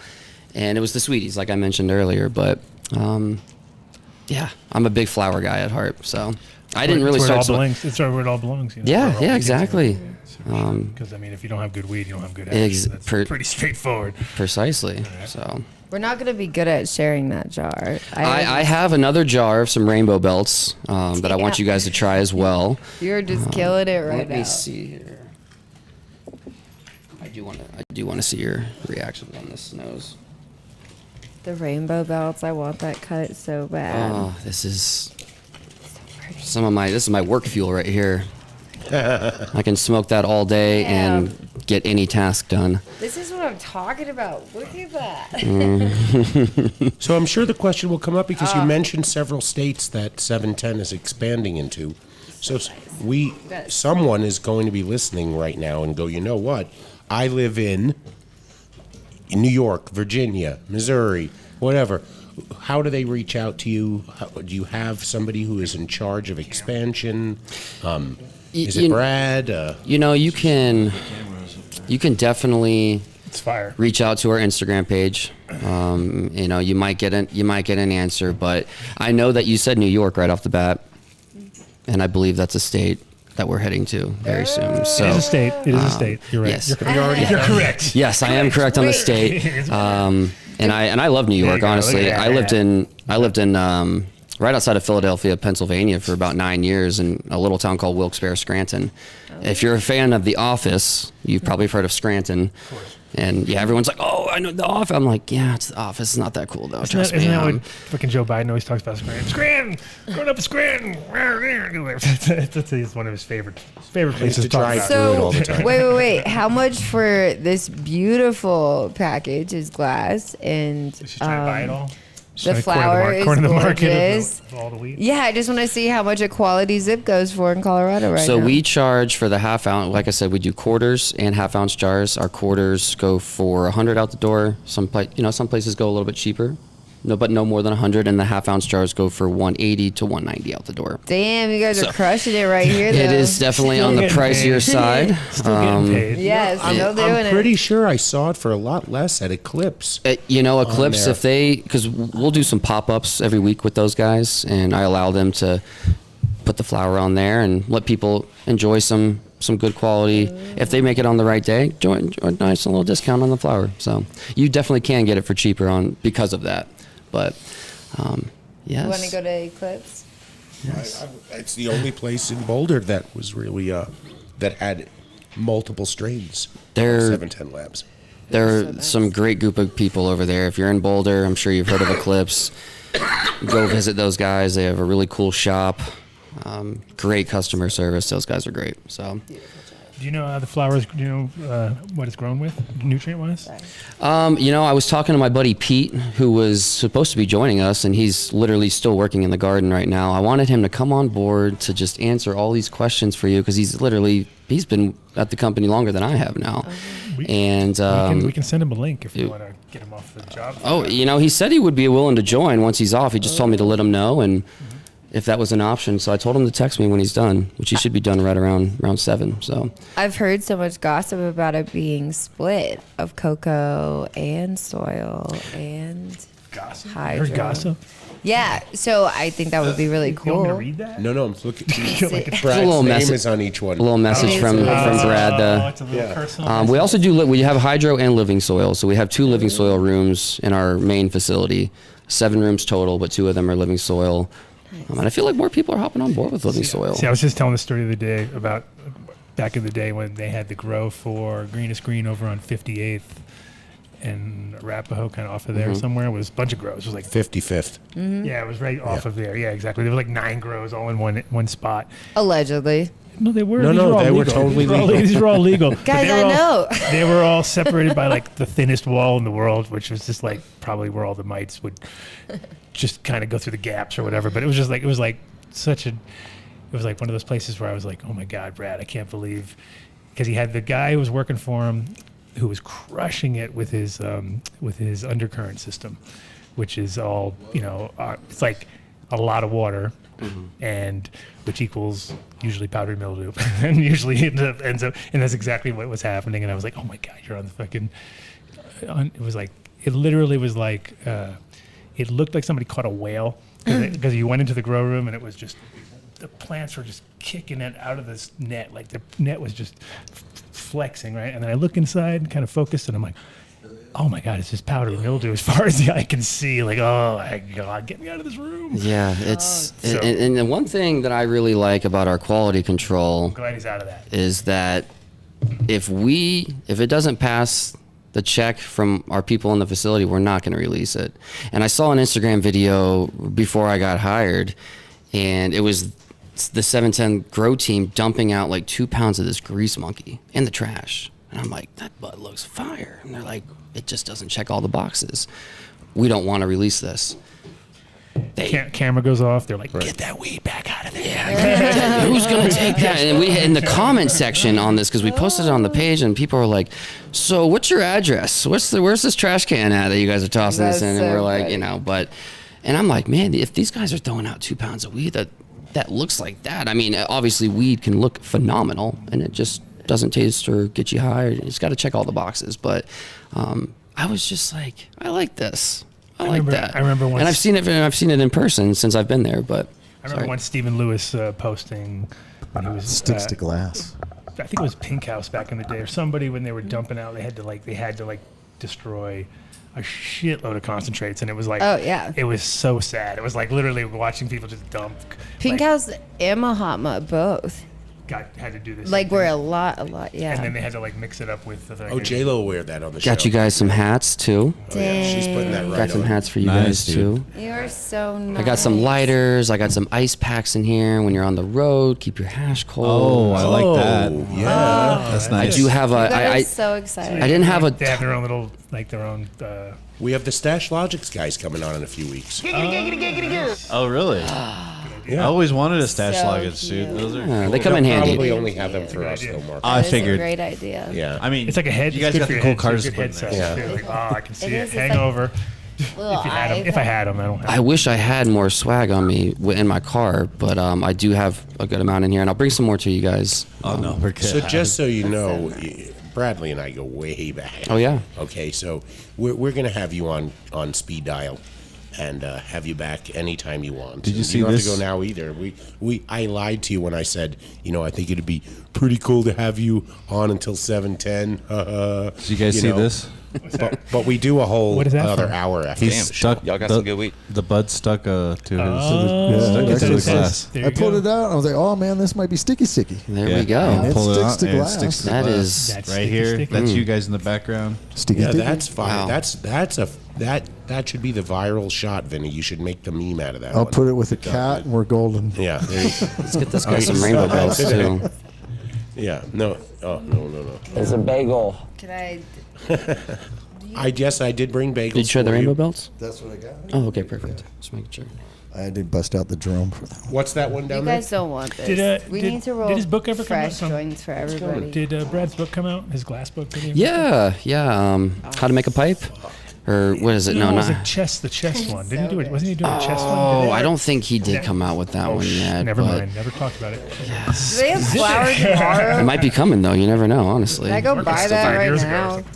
If you guys, okay, first of all, I meant to say that thank you for having me on, first of all, but if you guys ever need anything 710 related, I'll give you guys my card. You guys can reach out anytime. If you need something set aside. You don't if you know have what a you're specific, getting into. Is this a lie? No. And if you have a specific shop, whatever your locations are, I'll send you the most convenient shop for you guys, but we'll take care of you. Yeah, we like baby taking. angel. Yeah. See, I go to doctor's orders. Oh my gosh, this is. Doctor's orders have always carried. Our grow team has been crushing it. Shout out to the 710 Labs grow team. We literally couldn't be where we are today without these guys. So What do you think, Block? It's okay. Passes. It's absolutely incredible. it passes the check. He's almost speechless. I'm just sitting here. I'm a midnight toker, and like Steve Miller's on Monday, and this is unreal. You going to Steve Miller? I'd like to, yeah. We appreciate the feedback. We really do. It means a lot. This is phenomenal. Is Steve Miller playing on Monday? No, he's playing the 9th and 10th at Fiddler's Green. Wow. Supposedly Fiddler's was redone, and it's not as. I did a show there. I think 2 years ago. I think it was. I forget who I saw. Oh my goodness! That's I went to how the good of a weekend last show it night. was. I went to the weekend last night at How was that? oh my gosh! Quite a production. I've never seen that many people in my life. Oh, really? The Broncos Stadium was sold out. We'll never see that many people in that stadium. Who did you go see? The Weekend.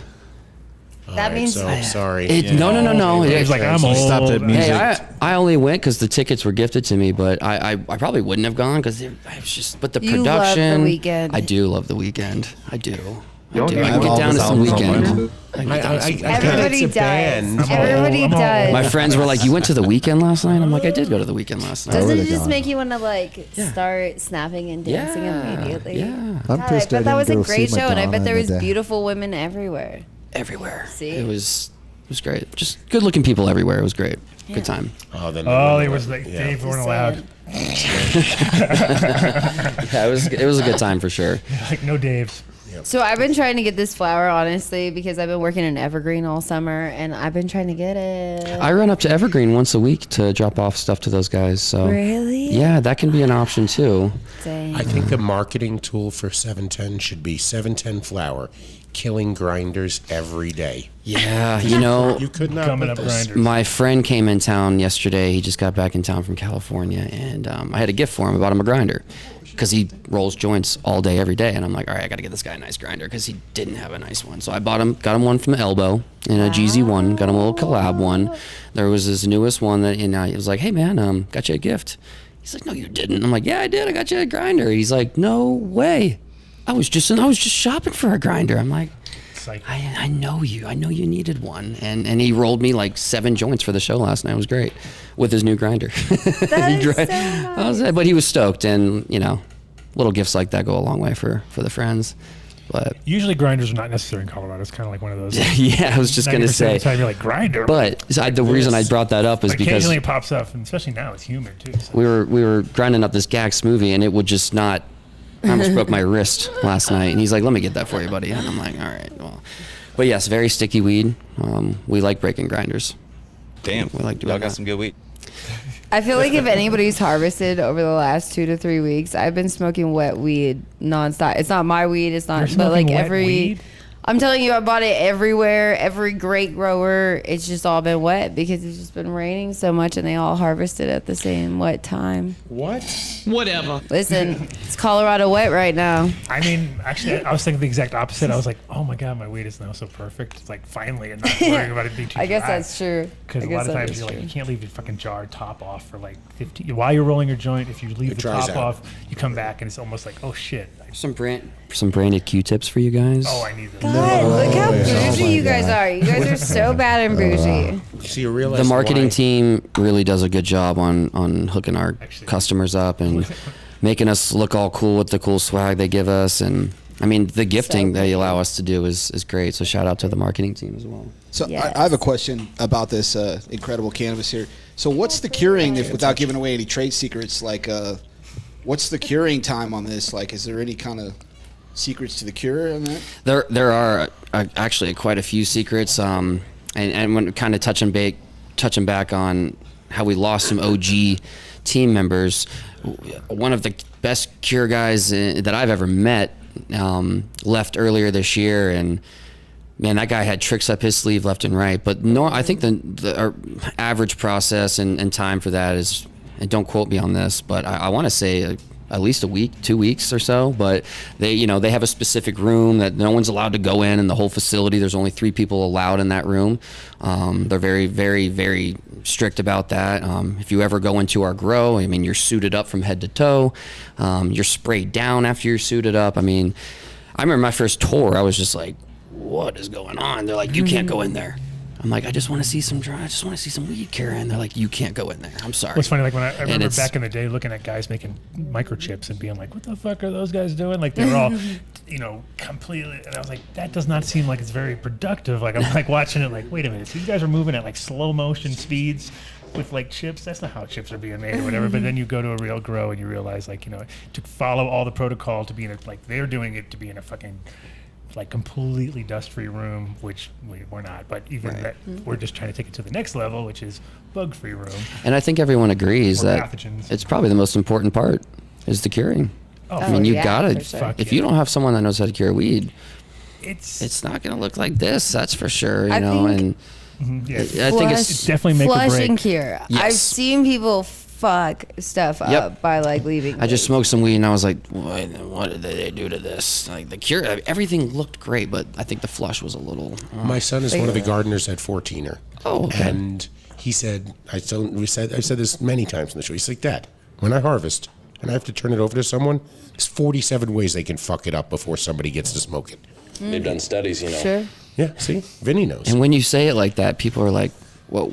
It's like you can't just like grow weed and expect it to be amazing. Like you got to know what you're doing. And it comes from mentors and it comes from people that have been in this industry and just in the game, they say, for a long time. I mean, I have some favorite black market growers that I'll pick up just for my head stash. Traditional growers? Yes. Legacy? Yes, traditional. You ever smoke any bubble gum? Back in the day. Yeah, you know who bred that? I'm sitting next to a legend, man. This is, you should have told me that after the show, man. Now I'm like, that's awesome. Yeah, yes, I have actually. So, who's doing genetics at 710? Skelly and Brad. Skelly's more involved. He does a lot of the pheno hunting, and he has so many connections. So many connections with people. Like we're like, how did you get this cut? Who do you know? Well, I'm just but thinking, Skelly is he plays a huge role in that. Your growers should be growing his genetics. Say less. Let's make that happen. It's that's what dinner do we need to go to and set this all up? Let's get the ball rolling.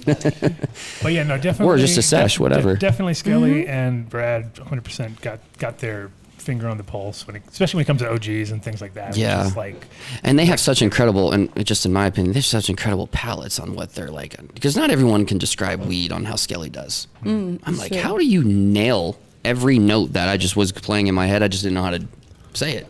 And it's just so incredible. I love when people can just describe hash and flower I know a guy. To a T.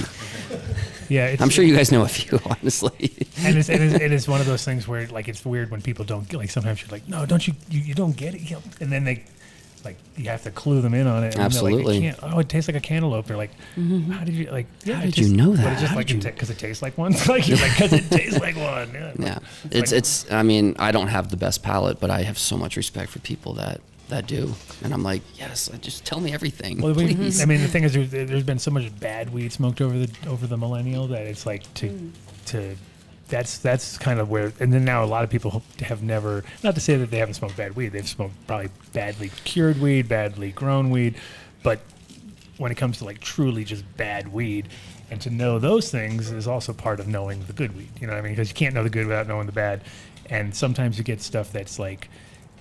Some people don't like it because it's not flowery enough for them, but there's so much to be said for weed that's just got that real like acrid kind of weird background where it doesn't have a lot of flavor, but then all of a sudden it hits you after, which is important, like instead of like front end stuff, which is what a lot of the fruitier stuff is, it's like that easy to identify, too easy to identify. You don't want stuff that's like, well, that's too obvious. Right. I was right out of high school, and me and my buddy who used to just smoke blunts and joints together. That's all we did. Oh, now you're talking. You're talking J-Lo's language now. Pretty much all we did. That's all we did when we hung out was just smoke weed. This was my homie who I smoked weed with. We didn't do anything. We didn't even go to the beach together. Just smoke weed in the car, drive around, go home. But he had this guy in this small town called Milton, Florida, that he would go out and buy this weed from.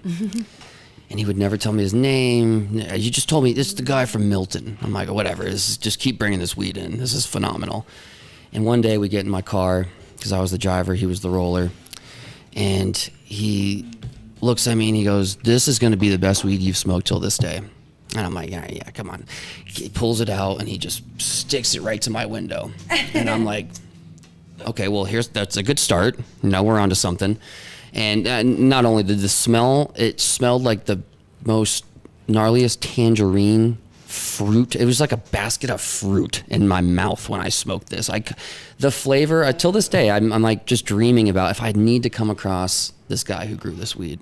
But he still wouldn't tell me who it was. Till this day, he still won't tell me who it was. But it was probably him. It was probably him. It was probably him. That's usually what happens. Usually it's the guy who's sitting right there. He's like, "Yeah, I got this off this old lady on the hill." It's usually it's an old lady, and only I can get the weed from her. Like, really, this old lady? She won't talk to anyone else. It's like stone, like it's like grown in the room behind you, like while you're sitting. It was one of those guys. Like, what's that hum? It was one of those guys where he wanted to, supposedly let 4 people pick it up, and that was it. The 4 close homies, and I'm like, man, you need to stay friends with this guy. And I tell that story to a lot of people. I'll never forget that weed. Takes it out of the bag, pops it on the window. And it stays there as he's rolling a blunt. I'm like, which part of Florida is this? Isn't it west side or east side? Oh, the armpit of America, Pensacola, Florida. Yes. So, yeah, not much down there besides white sand and alligators and Navy base and crazy Vietnam vets growing some crazy weed. I bet that's where that's where they end up. The Panhandle's an interesting place. I will say that. This there's definitely a lot of history out of Florida for sure when it comes to cannabis. So that's definitely not at all to be mistaken. Especially that a lot of it is because it's so isolated. Where's my silly buddy? And then it gets taken to another place, and then it gets popularized. Well, it's crazy. I went down to Orlando for the Florida Groves Fest. It was like this big cannabis event, and they sent me and a Cali rep down there. And we were just dabbing people out at this thing. They're like, 710 Labs is here? And we're like, yeah. They're like, how much is a dab? I'm like, how many do you want? It's free. What do you want? And these people were losing their minds. They're like, so you guys are really coming down here? I'm like, oh yeah, we're going to be down here in like 3 weeks. And then we go over to this other booth, and there's people selling our product in the boxes. And I'm like, I play it like I don't work for 710 Labs, and I walk up to them and I'm like, hey, I heard you guys have 710 Labs over here. I really want some. Oh yeah, absolutely. You guys want the Percy or the Live? And I'm like, is all this stuff being kept out of the fridge right now? And do you guys have anything on ice? And they're like, oh dude, no. I'm like, well, I work for 710 Labs. And you're busted. And you're busted. I'm gonna show you my that's hilarious. $150 for a gram of hash they were trying to sell. Damn, I bet they got it though. Oh, they got it. People were they sold out I think by 6 o'clock. Holy guacamole. No, that's $150 a gram. I was like, dude, I have 80 over here for free. What do you want? Come over here and take a dab. And they were stoked. I just couldn't believe it. I don't speak English. That's the gray market at its best, right there. It happens like that all the time. Well, was it at least real? Just poorly kept. It was very poorly kept, but yes, our hash. Sorry, just coughed a lot. We've seen worse. We've seen where they just buy packaging and stuff anything into it. That's rampant. Pretty That's much my every smoke shop you go into has got to have cookies, empty bags, and Have you guys ever typed in on Amazon like Jungle Boy stickers or anything like that? Oh no. Gosh. I have. Yes, I know exactly what you're talking about. I think they sell them at Walmart. Oh, I bet. The cookies they sell literal like cookies packaging at Walmart online. It's and the it's online so Walmart. cheap, and they just will put this fake that's when compliance you've little made it. note. You've made it, bro. You made it. Yeah, absolutely. You absolutely You've have. been jacked. It's the new CBD COA. Not only have you been jacked, you've been jacked inside Walmart. Like, holy fuck, how bad can you get? Yeah, Bentonville, Arkansas got you good. Hey, let's not ding Walmart. Yes, we'll ding them, but they were the first to sell rosin presses. You live in Boulder County. I don't shop at Walmart. I'm just you're saying. talking about this. I am pro cannabis. I am, and they were the first big retailer to carry something that wasn't like it had multiple uses and you could use it for cannabis. It was a straight up rosin press. Okay, that's amazing. Isn't that like a straightener? They had at one point when you were walking out, when you were at the cash register, they had silicone like jars and dabbers at the fucking Walmart. I was like, holy shit! Like that's not like online at all. Just like in the checkout. Like they knew that this was an impulse item. Like it was like should have had a crack pipe. They needed a crack pipe right next to it. It would have been killer. Perfect. First know where to get them. Well, that sounds like a hot item. What are you gonna say, Jerry? I hate Walmart. Every time I fucking go in that store, like it's always for something like. Look at her. She's so Target. Yeah, I know. So Like, Target. honestly, I talk about it. It's like Target is like funny. it's like $15.47 for a fucking box of Q-tips. But I feel like to actually go in and feel like a human being and like not have to worry about Walmart's your where it's at. What are you vehicle, talking about? Target sucks. your fucking I hate body. Target. What you're gonna try not smell to go like to when you Walmart. come out? If you're gonna be Walmart's where it's okay? at. If you're gonna go low rent, you gotta go all the way to the bottom. So they Don't even try to hover. You're trying to I like- hover over the toilet. I like to grocery shop at There's this some place. Sit Walmart down on the apologists in the damn chat. toilet. Come on. They are Yeah? they Are are they not about our pissed? anti-Walmart stance. Oh, I'm here. sorry, guys. Who's I mean, anti-Walmart? Listen, I'm saying. sorry. let's not Sorry. ding Walmart. My son. What over the there, fuck, Walmart? Are Okay, y'all I like shopping a at? grocery store That's called where the FEMA Lucky's, camps and are. it's because it Lucky's makes is me awesome. Thank you. Lucky's is awesome. Sprouts. I'm a big Sprouts. I'm Sprouts not guy. talking about where I'm going to get my vegetables. I said Walmart Damn. took a burritos. position to not go, oh, it's cannabis. We can't sell it. They sell it, and That they Walton probably family, sell they want to make their money. Home Depot just loves catching weed up. too. They've got their little hydro. If they could sell oxys there, they'd sell oxys, dude. They didn't give a fuck. That's Yeah. what Walmart, if they could sell it, they'll sell it. Yeah, they will. I'm really glad that Home Depot is selling something like that, but I'm pretty sure they still consider cannabis use a disqualifier for hiring. I think you're They right. did for a long, If long you time. pee hot for cannabis, Because it's Correct. like they handle some pretty heavy machinery. Yeah. You can't Or drive certain the Oh, Home employees Depot do. definitely not. Yeah. They're driving those like Forklift things that shit. the forklifts and all that. And somebody hit my car with a forklift. That broke a headlight? Was definitely under the influence of cannabis, so I'm gonna fucking have to vote for that. Maybe at the depot. That was way to grow. Safety Way to precautionary grow. measures. I would be furious if a forklift hit my Through car. my Mercedes headlight. $5,000. Dick. Don't cry any tears there, please. Sorry. I'm telling you. Sorry, but I'm just Okay. She saying. goes through headlights like, you know. I'm just saying. 2 years. I think that you got to be Like careful on restraining orders. forklifts. I just bought a brand new 4Runner earlier this year. 2 months into owning it, I go pick up a drunk friend. He hits me up. He's like, "Hey man, I don't want to drive. Can I you don't come like pick where me up?" this is going on. I Of course, know. of course I will. Coming to pick him up on my 2 miles from, not even 2 miles from my house, where I take off from a green light, and this car in the left lane just moves over for no reason, smacks my car, smacks my Hey, brand new Mark, car. what were we talking about before You've the show? had The it road for to 8 ruin weeks. 8 weeks. is paved with what? I was like, Good intentions. There you go. So You ever pick up your drunk friends? That's the guy. hang up the phone next I haven't since. I call them Ubers now, so which I should have done, but I don't know what I was thinking. But these guys get out of the car after they hit me, hammered. They're hammered, and I'm like, oh, this is not good.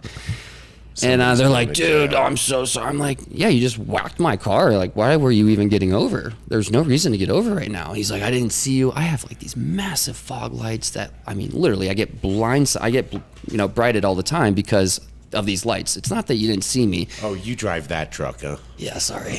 I But love those cars. they smacked me so hard. I still have the dent in my car. I'm still waiting for an appointment. It's crazy. And they get out of the car. They're like, don't call the cops. There's no reason to call the cops. I'm like, y'all are all drunk, intoxicated. Like, why are you on the road right now?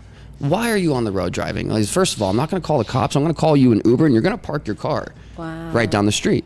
And I'm going to wait for the Uber to come pick you up, and the Uber's going to take you all home, and you can come get your car tomorrow, but you're not driving anymore. But I won't call the cops and ruin your life. I could have, really but the fact is he got in the Uber, and I looked at the Uber and I was like, listen, this guy just smacked my car. Can you please make sure that they are dropped off? He goes, yeah, absolutely, man. And, contacted his insurance. I actually reached out to the guy because I got his number, and yeah, sure enough, his car was still there the next morning because I had to go pick up a piece of plastic that was knocked off my car. And yeah, but I just don't do well with alcohol. And I don't like it, but I don't know why that came up. But it's Yeah. It's because J-Lo's the only drinker of J-Lo's the show, car I don't problems. I That's love how it why- all started. Yeah, that's where it started. It all Yes. started with Yes. her car problems. Listen, I'm sorry that happened. People shouldn't be fucking Yeah. whacking cars out there. No. No car whacking. No car No whacking. car Go whacking. home and take some dabs, you know? Don't Just- whack the car. Yeah. Yeah. No, Yeah. not gonna. I was smoking a blunt, hypothetically, when the last time that my car got totaled. It was like a couple months ago. Oh my And this person hit Allegedly. me. Allegedly. Yeah. And Hypo-allegedly. this person, when they hit me, they were going so freaking fast, and I knew he was gonna hit me. Like I was ready, kind of, but I had the blunt, and it broke my blunt in half. And like, yeah, upon impact, that Did you write was that in the insurance? no. But the fire department definitely knew that I was smoking weed in there. I allegedly. I was You like, totaled a car 2 months ago? I didn't total it. They, you know. Oh, yeah, they. How are we just hearing about I this know, now? this is how this How is did you just- guys not know this? just slipped through the... What are you talking about? You've had you the remember same this? Oh, she got car. another car. Yeah, that's how the other car... that's- Yeah, guys, I was in a 6-car pileup, and I was the only fucking person that didn't hit somebody, and I was And smoking. smoking a blunt, yeah, and I was the only girl. I was like, you Allegedly. fucking That idiot. is... Maybe got you lucky. don't tell. Is the Denver. insurance all paid out Denver, already? So- in a nutshell. Yeah, my other car before that car got totaled in Denver too by somebody going underneath my car by rear-ending me. They're wild out there. No, the drivers out here, they're first of all, they're from all over. That's They are from all over.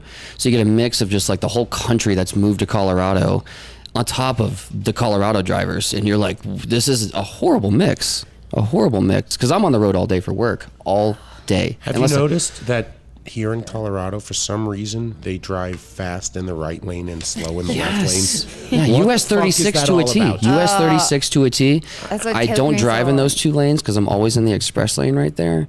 But I don't know why more people don't buy the express lane ticket because that thing is just a lifesaver. Because what you just said. I don't understand. I don't get it. I really so can't. pissed. I can't understand. And the mountain I-70 is just as bad. Or they It's all like to bad. drive side by side That's my favorite. and there's no one in front of either car, but they're going to go the same speed with tons of people behind them. This is a Colorado thing I've never experienced. And You know what blink- grinds my gears? Blinkers are non-existent. Blinkers grind my gears. All None right, enough people we'll use get off them. this, but blinkers are. I'm not asking permission. I'm letting you know what I'm doing. Precisely. That doesn't make sense. But J-Lo was. This was cannabis related. I'm sure somebody in the chat is going. They're not Yeah. talking about cannabis Yeah. because J-Lo allegedly was smoking a joint. I mean, a blunt. Oh, yeah. It's And cannabis was the related. only person that didn't hit anybody in a big accident. See that? Just want to say. Because she was in slow motion. She was like, oh, wow. There's an accident happening. Did you say to the firefighter, "Hold my Around blunt, me. please"? It's happening Honestly, around me. we were all in such a good mood for the situation. Like, I just looked at my car and I was like, well, that's fucked. And, but, you know, you just take a couple steps. Everybody was walking. It was like fine. Shitty day, but fine. Good cannabis will make everything better. you Yeah. know? Like it just turns people's days You around. can't tell that to a fireman. That don't really Yeah. Oh my God, these guys totally knew that. They were super nice, but I went back when they came up and I like literally rolled up my window before the cops came and everything. And I was like, you don't need to go in there. I was like, the car is fucked. I was like, everything's fine. And they like were super nice to me. They blocked the lane. They just chuckled to themselves. Everything is That fine. girl is so high right now. This is a sign. I said I watched too much Seinfeld, but you're like Seinfeld's girlfriend, that one that just because she was pretty, she can get out of anything. That's not true at all. If Yeah. I was like that, then I wouldn't have She gotten never gets my out of car. anything. That's yeah, the funny I part. get The other fucked. day. That one was Recently. on, yeah. Somehow Recently. she never gets Yeah, it out was of on. nothing. You're like, wait a minute. You got arrested? How did you not get out of that? Anyways, two. let's talk about Feeling something good cool. all So This when did flower's you delicious. start? Amazing flower. When did you Yeah, it's start tasty. at 710 officially? It has been 3 years in 2 weeks. I hit my Really? 3-year mark in 2 weeks. So you started in 2019, right Yes. before the world broke. Yes, right. I mean, that was such a cool because I was like the mountain rep. I came in, I was getting to drive around the whole state, introduce myself to all these accounts, and Sounds great until you're actually doing it. And you're like, oh my God, I drive around this whole state. I mean the whole state. So I bought when I first started, I bought a Subaru Crosstrek. And Welcome to Colorado. Welcome to Colorado, exactly. Yeah, the old Sub gang. And I bought it with 25,000 miles. 2 years of working for 710 with that car. I put 100,000 miles on it. 100,000 in just the 2 years? In 2 years. Dang. 2 years, 100,000 You had miles. to buy like 3 sets of tires. I think it was 4. Four? But yeah, Damn. the numbers were up there. But yeah, 3 years and 2 weeks, and it has been one of the coolest experiences of my life. I wake up every day and I'm like, I'm living the dream. I'm in the cannabis industry, what is I wanted all along. I was always because you're not upper management right now. Upper management's like, well, I don't know if we're living the dream anymore. We're living the fucking razor's edge of keeping the doors open. Well, I was always getting in trouble for smoking weed with my family, and they were all. Your family was anti-weed? Yes. Oh. Yes. I've lived in that boat. What was your first cannabis smoking experience? When I was in Pennsylvania, Wilkes-Barre, I got out of 8th grade. My buddies and I would always go to Burger King and get little, Frosties or whatever they were and some food after school. We got out early. It was a half day. My mom didn't know I was out of school yet. She completely forgot. And we go to the train tracks where we all just went and did drink shitty vodka and what that our older brothers would buy, and yeah, it sounds like my hood. So my buddy throw bust rocks out at shit. Yeah, precisely what he just said. And totally. So my buddy had the guy getting out, literally gets out this glass pipe. I mean, old school. Think of it just the oldest, most normal pipe you can think of. And he's Classic like, "Yo, my brother got me this pipe. Do you guys want to smoke some weed?" And I'm like, "Holy shit! Like, yeah, I kind of do." And I just regretted it like an hour later on the way to Burger King. So we're smoking. It was just a quick. I took 5 Whoppers later. I took probably 3-4 hits. Probably didn't inhale correctly, but I did get very, very high. And we're on the way to Burger King, and I'm like, place to be going to. and I'm just like, we're just a group of friends. We're all walking, and I'm like, "Yo, guys, my mouth is really dry," and I'm like, obviously, just for my first cotton mouth experience, and I'm freaking out. I'm going to my best friend Dave, and I'm like, "Dave, I need to go home, dude. Like my mouth is like," he's like, "Bro, chill, dude. It's just the weed," and I'm like, it's like 13-year-old Blake, and I'm like freaking out, and I'm like, I need to get to Burger King immediately because I need one of those strawberry frosties or whatever it is, because to machine's broken. Quench my thirst. Luckily, it was not, and I ordered 2. With like a little fry and some little chicken strips, and I remember this meal, and I'm just sipping down this like Slurpee and looking at my friends, and I'm like, my mouth is better now, guys. And my buddies, like, we're all just like dying laughing, and that, like, I'll never forget that experience. My first time getting high, and my first time, like my buddy just busting out the pipe, and we were all so stoked, and then I ended up getting caught a couple weeks later because I bought my own pipe. I had his brother buy me a pipe. I stepped it up. I got my own stuff. And then you got caught by your parents. And then my parents, my mother was never on the porch when I was walking home from school. She was on the porch one day. She's like, "We need to talk." She knew. She knew. She freaking right away. She knew. She's like, "How dare you come into my house smelling like Not that?" in the best place. Yeah, that's it. Not Where'd in you the hide best pipe? place. It was in the closet. Oh, of course. Yeah. Mothers just automatically go in the closet under the bed, of course. and it's reeking of really swaggy weed, probably. So, You can't hide a pipe in a closet. That ain't gonna work. no. And when I stepped it up to high school, I ended up hiding it in my tennis bag, with like, so I had this like nice tennis bag, and it was like all my dirty clothes, and I would just put all my weed in there because you couldn't really smell it. And then she found that eventually too. So I was just not winning. I was, she just knows, But You can't hide it in dirty clothes from your mom. now That's like the worst place to hide now it. my parents are so dirty clothes. Finally, they love what I do. Bonding. They Bonding absolutely love what I do, and it's because I want people to smoke some weed and get off the other stuff, Well, And we happen to know somebody back in your hometown zone there who'll be here next week. Ooh. And who's that? The Kid. Oh, dang. Mr. The Kid is coming to town? He's going to be in town next week on the 27th. That sounds so familiar.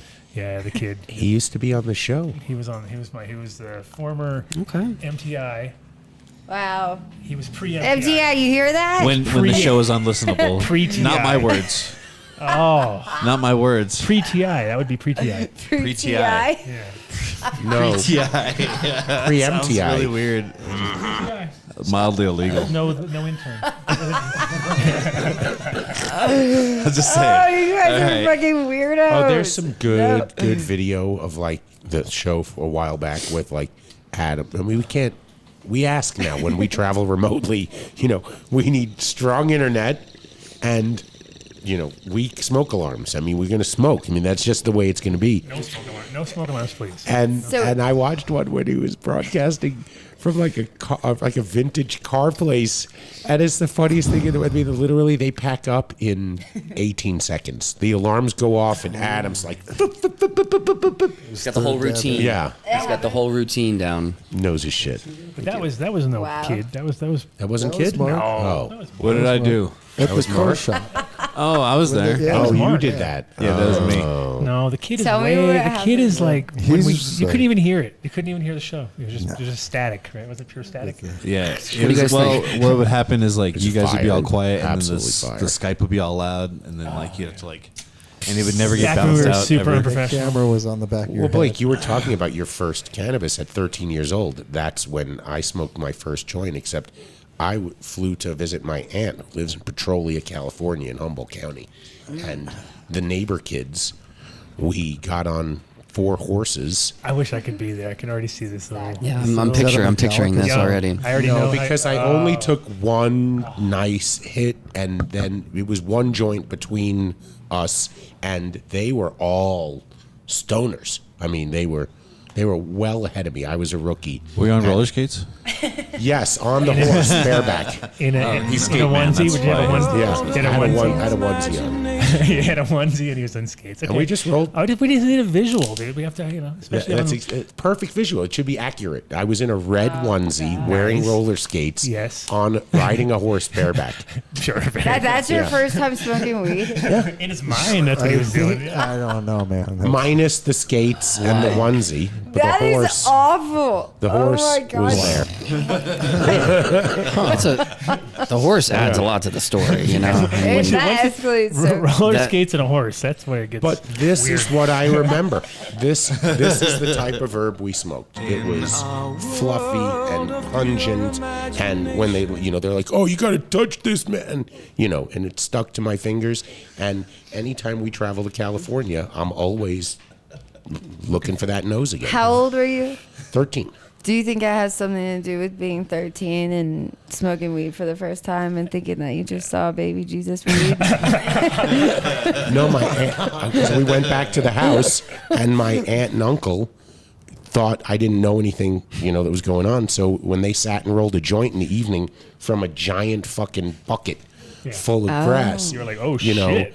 This is the real This deal. is Yeah. the real deal. No, and I'm then sorry. they showed me, and it was, they took me to town, and they would trade clones with all the other growers in the area. That Humboldt County, man, Redwood Valley, they know what they're doing up there. It was the shit. There's some good weed up there, man. It was I the want to shit. get weed from there. Oh, it is. I'd say next to that story I told you about sticking it to the window, some of the best weed I've smoked is straight from Humboldt. I had a smoke question. this hash, guys. I brought some hash to smoke. Are Enjoy. you sure? Blake, Oh when my your God, mother, absolutely. when your Help mother yourself. caught you, Blake, Yeah. did you find out later any secrets about your parents? Like they had some secrets from you about the 70s and 60s? My biological father. Watch out, he's writing books. He might write a book about your parents. I learned a lot. Recorded. Names were changed to protect the innocent. Okay, so my mom remarried to my stepfather, who was a Navy guy, and he was an alcoholic. And my mother hated cannabis. He hated cannabis. And my biological father was in prison from when I was 9 years old till 18. And I found out a lot about my father, my biological father, on what he did back in the 70s with my mother around. And you name it, he did it. Doesn't matter. So when I found that out, I wanted to stay away from everything like that, because when I knew what cannabis made me feel like, and I knew how it got me away from my troubles and my darkest secrets and stuff, and just things that I heard about my father, I was like, I'm just going to keep smoking weed. I don't care what anybody says. And my mother and stepfather would kick me out. I wouldn't even be able to get in the house sometimes because I knew that I was out smoking weed with my friends after basketball practice. And I was like, fuck this, I'll move out. So I moved out at 18, but like I wanted to stick to cannabis, and I've been out since I was 18 years old. Probably like the day I was 18, I was like, I'm out of here. What happened with your biological father? He's still around.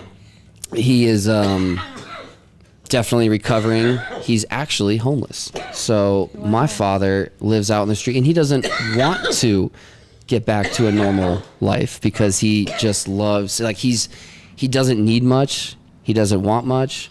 But he's a very troubled person. And, you know, for anyone out there that has a troubled parent and all that, like, stick to cannabis, help them out when you can. And, you know, they're always going to be your parents, but like you can only help someone to a certain point. You know, people got to help themselves before you go help them. They have to want to do that, but like, especially when they're in that loop of, like, you know, their people are on the street. Those are their people. Absolutely, that's their man. thing. They know their deal. They know where they stand. They have their, you know, especially because everyone's got their little hustle going on. Yeah, whatever. Yeah, and I mean, it's just like when I found all that out is the day I turned 18. Is like my mother actually told me she's like, I got a lot to tell you, blah, blah, blah. And like, I'm like, why have you not told me this? Like, so, you know, like, you're just going to make me want to smoke weed even more.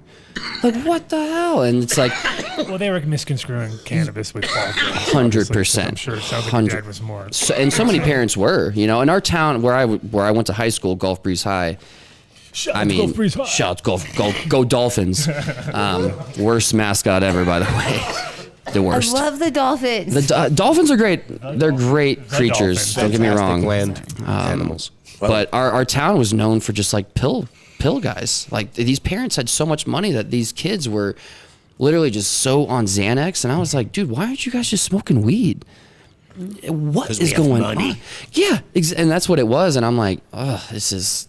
And that's why I never wanted to stay where I was, like where I went to high school, because of that and how bad that community was. But back to kind of what were you saying? Like, I never found out really anything bad about my mother. She smoked 2 joints her whole life. One was with my biological father.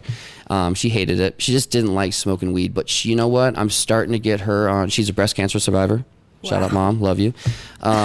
She is now taking RSO. I was gonna say, yeah. Exactly. She's on that Rick Simpson oil, and the doctor's there's something for everybody with cannabis. That's the 100%. You know, you don't need to love to get high, but 100%. You definitely can look at it from other points of view, and if you're looking at it from a medical point of view, obviously, tons and tons of benefits there.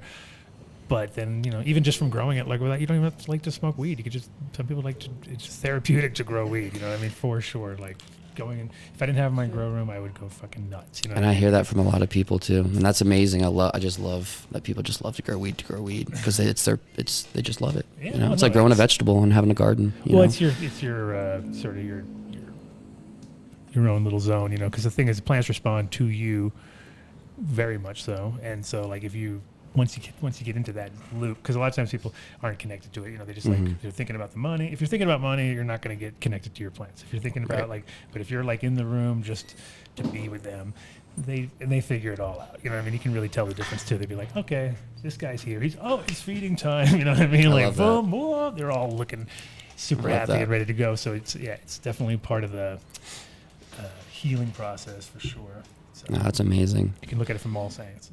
I wish that's one thing I wish I started to learn, and it's never too late. Well, it sounds like she got fucked because her new dude sounds like a douchebag. So like if you got the military douchebag and an anti-weed vibe, then you just doubled it up. You know yeah. I mean, if I didn't have my grandmother, which luckily I still do, I don't know where I'd be. Because she was like my therapist. I'd go to her and just, because she smoked weed. She used to come to Colorado. We used to go to Breckenridge like at the age of 10, 11, 12 to come snowboard. And, you know, we didn't know. We knew she was getting weed, but like she didn't, you know, she'd hit it, but we found it one day. We're like, dude, what? Like, let's get high on this stuff. And then she found out we got high on it, and then she got me high. And then we sat on her back porch in Florida. She brought me outside when everyone went to sleep. She's like, Blake, can we talk outside? And I'm like, of course. And she busts out her little pipe, wooden pipe. She packs a bowl and we smoke it and we just talk. And she's like, there's nothing wrong with this, you know? And I'm like, I know. I mean, she's like, I just want you to know, like, your parents are crazy. Like Paul, my stepfather and my mother. And I was like, oh, I know. I know. Like and she's like, there's nothing wrong with this plant. And I got this stuff from Colorado, by the way. I was like, no way. I was like losing my mind. Definitely the generation that could benefit the most is the elderly. You know, they 100%. And most of them now, like, we're going to get to the point where it will be like just normal for everybody and it won't be a big deal. But for the generation right now that's in their 70s, 80s, 90s, they're all like, they're indoctrinated. They got bamboozled their entire life. Like they were just totally brainwashed. You know, and the 10% or so that got out and figured it out, you know, they're the ones hopefully that are, you know, kind of why where we're at right now. You know, because if they weren't there, we would have been fucking fucked. Because I agree with that. There's only a few percentage people that are thinking on the same ways, but you know. Like again, we have to let them all die off, and then the new ones coming in. Because at a certain point, it was like when I lived in Europe, it was the same. It was like none of those people that were young had ever grown up without having access to weed, and none of them really smoked weed. You know what I mean? The percentages were way low, like way lower than America, and it was just natural because it was there. Hey, here you go. It's like if you had a big table full of sweets, you'd figure out quickly there's like 2 or 3 guys in here or girls that would be diabetic by the time they're 20 because they're like going nuts. And a few other people would self-regulate themselves and figure it all out. You know what I mean? So it's like kind of like the same deal with the weed. You put the weed out there, you let everyone go crazy. You see real quickly, like you go to, like when we were, how many shops did you go to and they would be like, you Americans are crazy. You put so much weed in, like the pure. Because you put pure weed with hash in it, right? And they're like, what? That's like a week's worth of weed with a week's worth of hash and this one joint. And you're like, dude, I didn't even make it very strong this time. I'm like, you know, so it's because they have access, you know. And it's kind of happened in Colorado too. You'll see, like the kids here right now, it's all vape because that's the problem. Vapes make it too easy for kids to smoke.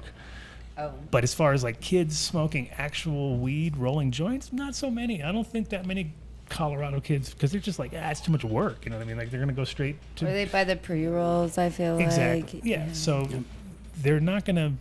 And then what will happen is they'll have their little phase. They'll go through their 4-year phase, and then a couple of them will continue. But most of them will be like, no big deal, because it's like hype's not there. Because when we were growing up, it was all hype. It was all like, oh my god, I got fucking weed. And then, you know, it's like such a big deal, and we got off on the illegality of it. You know what I mean? And now it's like it's the same deal. When people came to Amsterdam, they go like, this weed here is not very strong, and I'm like, dude, you're not paranoid right now. That's the problem. Like, if I was to tell you right now that, they just changed the rules, weed's illegal, you'd be like, what the fuck? Whoa, what do you mean? And then all of a sudden, hey, you got really high now. Didn't get it. Somebody asked me the other day what I thought. I'll ask you the same question. All adults, 18 and over, okay? In the last 7 days, percentage of all Americans, how many of them smoke cannabis at least once? In the last 7 days? Yeah. Percentage? What do you think? Of like the United States or like in In Colorado? the United States, I mean, what percentage do you think it is? Because ages from when to what? Adult. I'm going to just say adults, so we're not talking about kids doing anything. Okay. 18 and over. I'm saying 85%. No. Damn, I wish. No. There's a lot of Karens out 80. there. No. We'll say 80. I don't know the answer. I'm not asking that. MTI. 18%. Give us, maybe that's my stone way What of do you want me thinking to right do? now. Can you find the answer to how many people smoke cannabis in the United States? Right now, that I wanna are know. Right now. Oh, dude, you know that answer is all bullshit. No, not everyone's Oh gonna. my I'm with God. Blake. Don't I just- said 80%. You know, I'm like, How but then I've got to be many? wrong because 80% of I'm going to It say is- like 62%. I would. no, it's probably right. Like Adam said, it probably is only about 20% in the last 7 days. If you expanded it to 30 days, maybe it would be more. No, But max. 18% of Americans at least use it once in 2019. What did I say? According to Oh, wait, that's even the worse. CDC I government. said 18%. 18%. but that's in an entire 48.2 year. I was million using 7 Yeah, 7 days, days. which means it's far less than that. Whatever. Yeah. Exactly. Your statistics suck. 13%. That was 10%. Okay, what's this? What's that And in saying Holland, for it was alcohol? and in Holland, it was 3.5%. Oh, now that might be 80.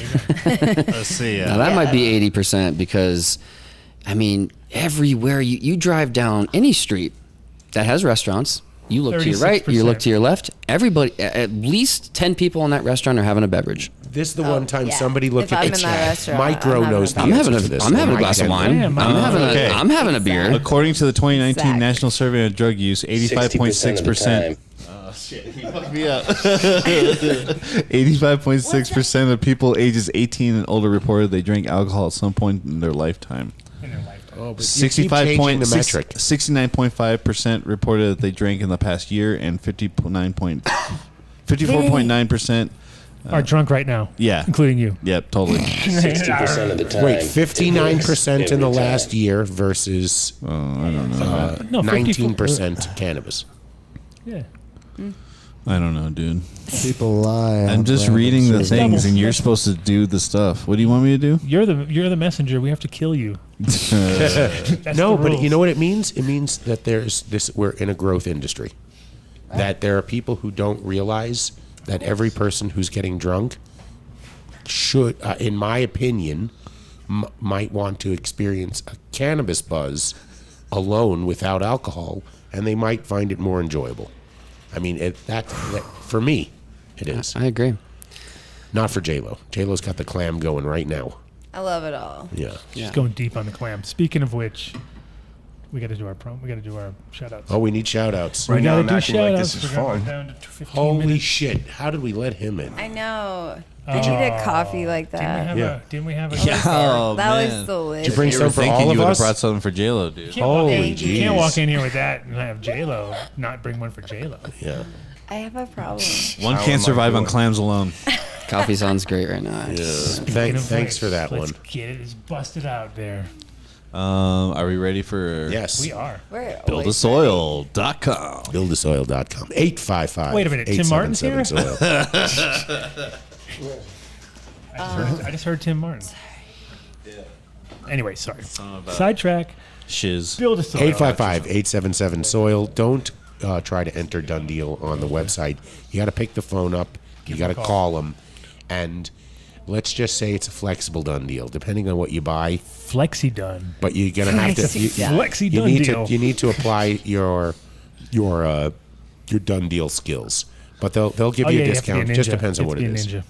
No, But- you just have to just call them direct. 'cause Yeah. if they Just call don't- them. Ask for it. They Just can't call handle it it. online. It's too Doesn't work that way. way too many people trying to do the Done Deal at the same time. Mushrooms, vegetables, Everything. everything you need. Every type of soil needed. He's got all the best of organic amendments and IPM products. So give him a call. Tell him you heard about it on the show. Get the whole KNF line from our buddy Miles there. They do not sell Avid there. No, they don't sell that product that you should never mention on the show. Ever. It's been paying J-Lo's bills I forever, know, though. She's going to cry. It's okay. She can. 855-877 soil. Got a wiener off that. Slowly. A wiener off? Wiener offer. Whoa, boys. All right, Paige, this is your first prostate exams. Yeah, greenfarmsmed.com. Green Farms Med. Speaking of prostate exams. Whoa. Greenfarmsmed.com. You can place a pre-order. You can go down there in Colorado falling Springs. apart. We're falling apart around here. Totally organic. Disaster. 100%. 100%.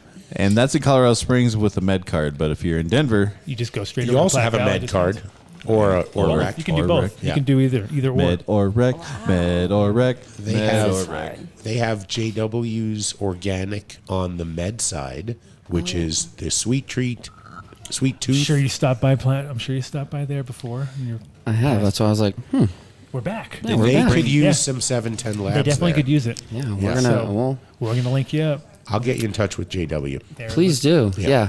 I will. I'll probably have to pass on the information to another rep, but yeah, I'll definitely get them in contact. Cause That's Oh, so yeah. nice. They're definitely details. stocking the shelves. It's get every week. It's more and more product, and they definitely got the quality which they were. looks like lacking. it. Yeah, it's some fire. And this is all grown no till, This 100% is, organically grown no till. this is gonna be. Yeah, this is awesome. So check them out, and definitely you can do the Done Deal, 100%, Dun, dun, dun, dun. without even question. Dun dun dun dun.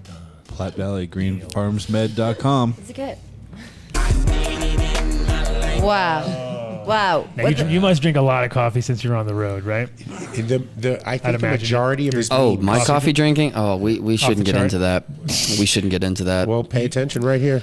Do you know these guys? I don't, But should I know them? You should know them. So they're in Boulder, and they're actually on 55th, just off of 55th and Arapahoe, right near the original Green Dream extraction lab. Okay. Because I usually go to Boxcar when I'm in Boulder, but this is the will spot? change your world.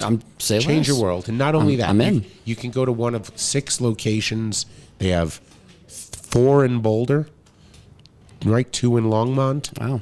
And you go to ozocoffee.com, you enter Done Deal at checkout, you'll get 20% off your order. Awesome. They'll ship it right to you.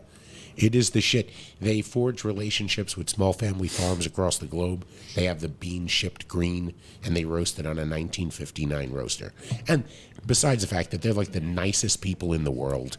I mean, nicest people in the world. I just love a good coffee shop, you know? Yeah. Getting the computer out, Feels having a couple right. cups, hanging out, getting to know the staff. It's just, if this is the spot in Boulder, I'll be visiting probably this weekend, if not first thing Monday. And you can order online, and you can do the Done Deal online. That's awesome, yeah. And get yourself.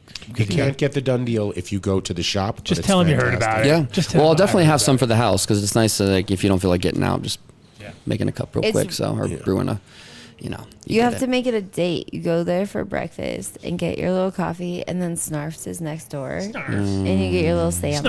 Snarfs. I hate Snarfs. All right. I've always hated All Snarfs. right. Ever since I moved here, I had ozocoffee.com. a hatred towards Snarfs. You'll learn, J-Lo. Just don't mention anything you like, because these guys don't like it. No, Like, it's shredded lettuce. That's all I got to say. Shredded lettuce. Fuck that. yeah, shredded lettuce is Shredded lame. lettuce is like college kid shit. I just don't That's get some college kid food. I don't really right there. get lettuce though. I don't do no shredded lettuce. All right. I don't like Snarfs. No. Don't like I know them you at all. Green love Bros. Snarfs. No, Because it's you're not. half Snarfs. I like the Can't make sub. friends with I just salad. can't. I won't pay $15, $16 Oh yeah, for a it's very, sandwich, man. it's very. You're out of your fucking mind. I'll Snarfalicious. make it myself. Yeah, Snarfs On is... a The bagel. price is very snarfalicious. Snarfalicious. Now this ad for Snarfs is done. Greenbros.com. Green Bros with a Z. With a Z. 100% made in the United States, Las Vegas to be specific. Fire products. Enter Done Deal at checkout. You'll get 5% off your order. And since most of their stuff's $5,000 and more, that's a great savings. It's like you're saving $1 million. Millions. Yeah. $1 million. Absolute $1 million. And the beauty of it is I have a meeting set up with John and Jay from Dry Flower Solutions, who work with these guys. So when you have 2 different companies that actually integrate because they know they fill a niche in the harvest process, and so they work seamlessly with each other, that's going to be quality product. So greenbros.com, at greenbros with a Z on Instagram. Enter Done Deal at checkout, 5% off your order. And I actually missed a call today from Lance, so I will call him back, and we'll have that 215 DT shipped out here. Nice. Just before harvest. Perfect. Yeah. Sweet. Perfect. Greenbros.com. I love when a plan comes together. Oh shit. ApothecaryFarms.com. What do we got going on? We have over here? wedding cakes. We're making Blake squirm in his seat. He's like, ah. No, Blake's sitting here going, how do I get on this list of Yeah. fantastic The Gushers companies? is my favorite. Chem OG. What else? What is this? I can't even read it. Gushers. Apothecary Farms is Colorado and Oklahoma's I saved concentrate that one focus from a couple times. dispensary. What is this mess? And It's a mess. they're naming off all the flavors today, but Fresh. every time I go every week, they pick us out some good jars and make sure that we got some good looking concentrates. So They're the shit. You got it. So the done deal there is $25 for a gram of their ambrosia and an infused joint.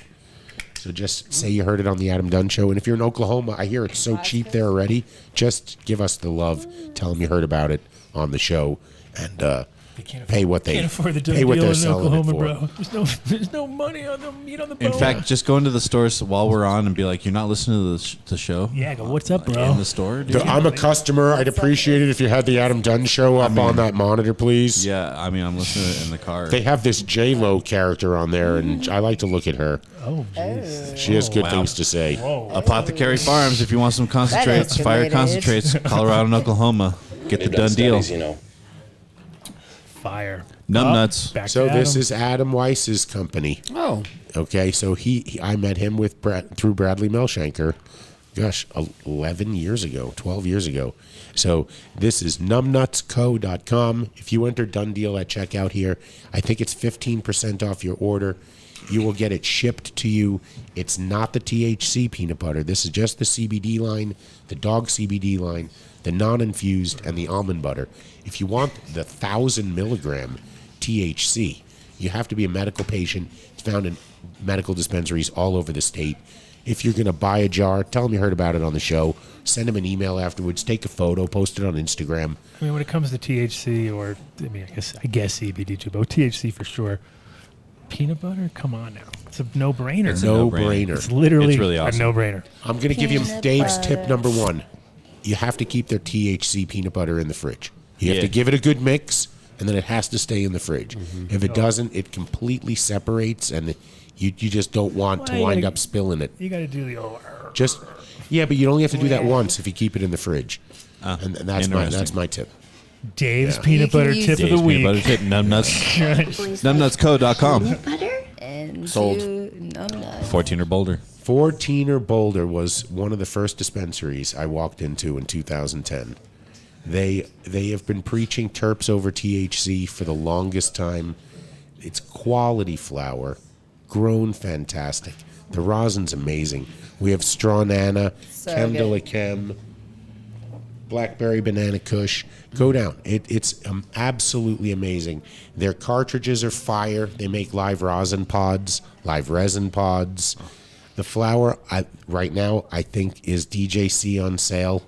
I think I might have seen that. Of course it is. Blake. Oh, yeah, on sale Blake, for is sure. that For guy life. good looking, huh? Sale for life. No, I've seen these guys on the shelf at most of my stores that I work with, and they do. How Put about out some- that? Talk about Colonel Sanders. Look at that guy, good-looking guy, They man. got Colonel about Sanders Colonel on Sanders guy on the top. on the jar. I don't know. Love it. That's a good-looking guy. It is a good-looking guy, honestly. I mean, he's all right. I mean, when it comes to cans, That- I guess. What do you mean? That glue stick strain name's Steve. is super. Oh, I know. Some good-looking My name's flower Dave. too. I So mean, if you head down there and you tell them you heard about it on the Adam Dunn Show, they'll send you home with a dog bowl, papers, lighters. They have growlers there that are not cheap. So if you ask for the Dunn deal, they'll give you a discount on those for sure. Nice. 14erboulder.com. You got to place a pre-order. Remember me to tell you about growlers on Patreon. Let me tell it's you a nice about that. genetic list. Place right. your pre-order. Go Oh, pick yeah. it up. Some fire. All right. Oh, we're done? Okay. Fishheadfarms.com. Fishhead Farms, fish shit number one. Fish shit. I mean, it's their only product as far as that I know of. They are a uni-product company. They sell one thing and sell it well. Yep. Shit. Lots of shit. You know how Oh my they gosh. no fish are harmed during the harvesting of the shit. They take the diapers right off the fish, they put it into the bottles, they put the diaper back on, send the fish on its If you know way. anybody It's like looking for a they job, milk if you know anybody fish. looking for a job, changing diapers. Yeah. Yeah. They On kind of go. tilapia. They tend to go through those people pretty fast. I You don't know, I might They have to don't- get they into don't something last. like that. Well, just on the side, if anything. Sounds like It's a lot of work. They're in Even Maine. Small fingers. You It's a lot of work. those little clasps, you know. Yeah. They're squirming. You're gonna get 25% off. That's a deal. Okay? You enter Dunn Deal at checkout. So if you're growing 25% anything, it doesn't have to be cannabis. It could be any plant. Anything. Add it to a 2 to 3 mil per gallon. I like You will- that. You will see a difference. Look, there you go. Normal, Wow. normal Holy little plants. crap. but Maters. Yeah. Holy They're crap! all That's out. impressive. Holy crap is a good That's answer. impressive. So you go to Fishhead Ooh, Farms or Oreos. at Fishit on Holy Instagram. You can place an order from their website. You enter Dunn Deal, or you can give them a call. They're going to be at the Cowboy Cup. They're a big sponsor out there. So Yep. if you're in Stillwater and you want to pick some up locally in December, that's where you can grab it. Grab the shit. Fishheadfarms.com. What a name. Now this company, Blake, you guys need to you have as an ally. So they have taken the prep pad to a whole new level. It's 4 times the size of a normal prep pad. It is the shit. You go to terpwipes. So it's ethyl alcohol instead of isopropyl. /Dunn Dry your Deal. shit out. Place your order. You don't have to enter Dunn Deal. You just terpwipes.com/Dunn Deal, and that's it. The discount's calculated. Get the subscription. It is a See how must-have. thick it is. Thick. It's essential for dabbers, but you can use it for flour too. Guys, look at this. Yep. Yeah. Like, Turp Oh, yeah. wipes. And I've bought wipes before like this, and they just rip right apart. So this is. This is the shit. yeah. When plus you're those are all trimming and you clean the screen of your phone, or like if you were doing anything with sticky situations. sticky. If you're ever going to have Adam over, you have to have 4 or 5 terp wipes just on the ready. No, this is something I will 100% be ordering. This is awesome. Terpwipes.com I use these all the /Dunn Deal. Shayla's just trying to throw out drops Yeah. down. She's like, sticky situation. Cultured biologics. You're in trouble. HR's You calling. a-holes. Culturedbiologics.com. We're almost to Patreon, guys. We're almost there. We almost made it. We almost made it. We almost made it. Yeah, Cultured we're doing Biologics. These guys are going to change the Send me game one. when it comes to nutrients, as far as carbon-based nutrients, not salt-based, and organic, 100% organic, and will pass all tests. Those are the things, because most people, that's their big fear to grow organically. They're like, oh, but I'm not going to control. I might fail tests. This shit, you will not fail tests. And 100% organic, as I said, and super easy to use. 100% water soluble, micronized. Just a great product line. More coming down the pipeline too. So if you're a big, large-scale grower, you don't have to do this. This particular line is kind of geared towards mid-sized growers or home growers, but they have a new line coming out, which is going to be based for any large-scale growers who can just plug it right into the dosatron, ready to roll. So. I can't help it. Every time you get to that point and you mention dosatron, Yeah, you get all nervous. I hear phototron. I It's can't. not I Phototron. know, but it's the Tron ending. It's because it's a dosing system, It's a Dave. Tron. It's an I know. injection No, system. I see the machine and I'm dosing like, Tronolator. unit. All right. Settle down, everybody. Settle down. Settle down. I like this. License, registration, proof of insurance, please. Yeah, you like that? Cultured That's your new one. Biologics. That's your new one.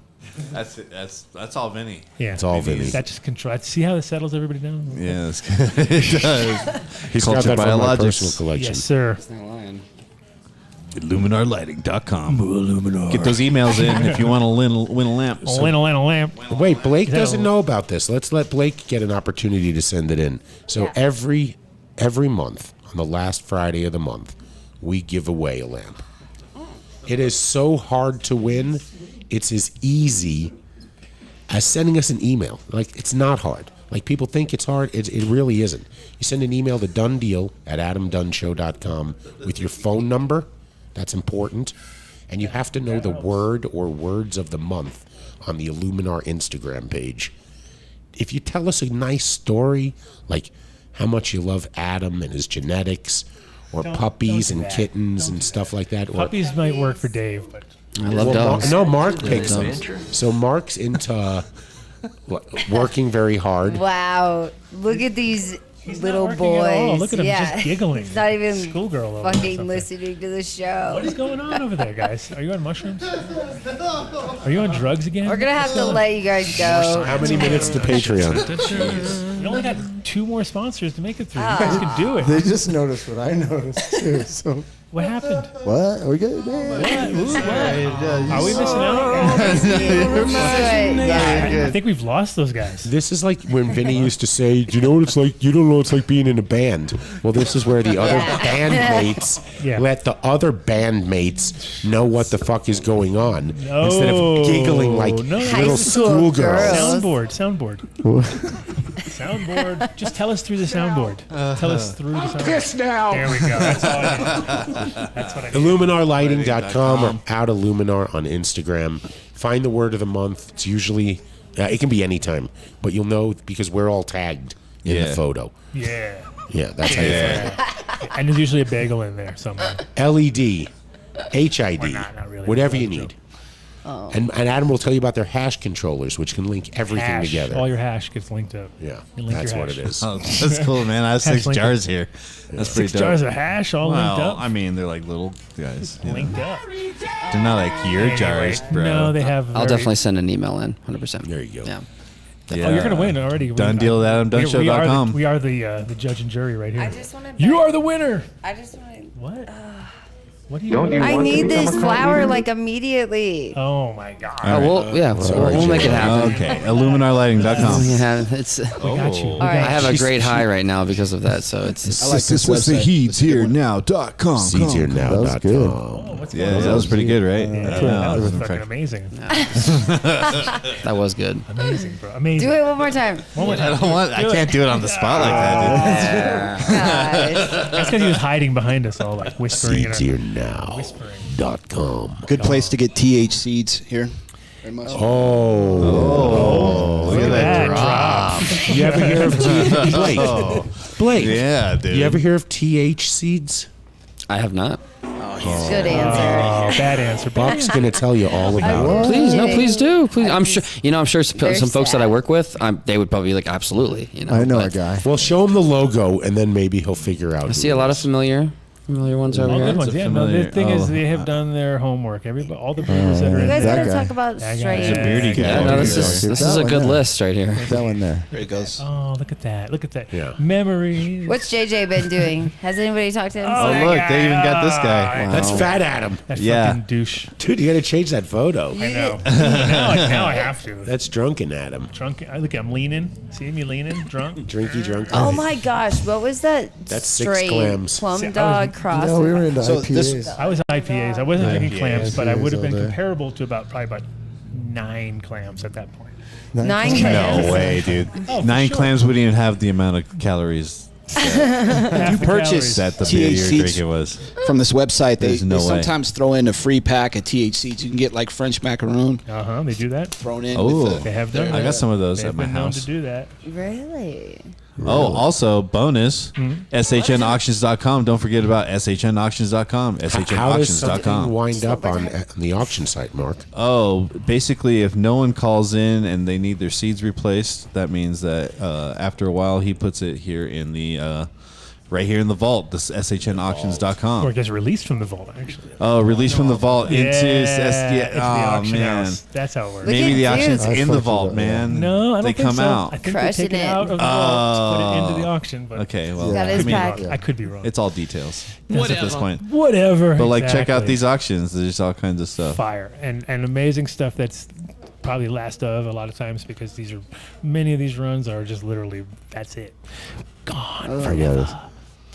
So there's some Starfighter crosses back in the day. I know those were not there now, but there were, and those were like They were pumping numbers. that was literally like James finding a true treasure. He didn't even he just was like, what? Oh my god! Holy yeah. shit!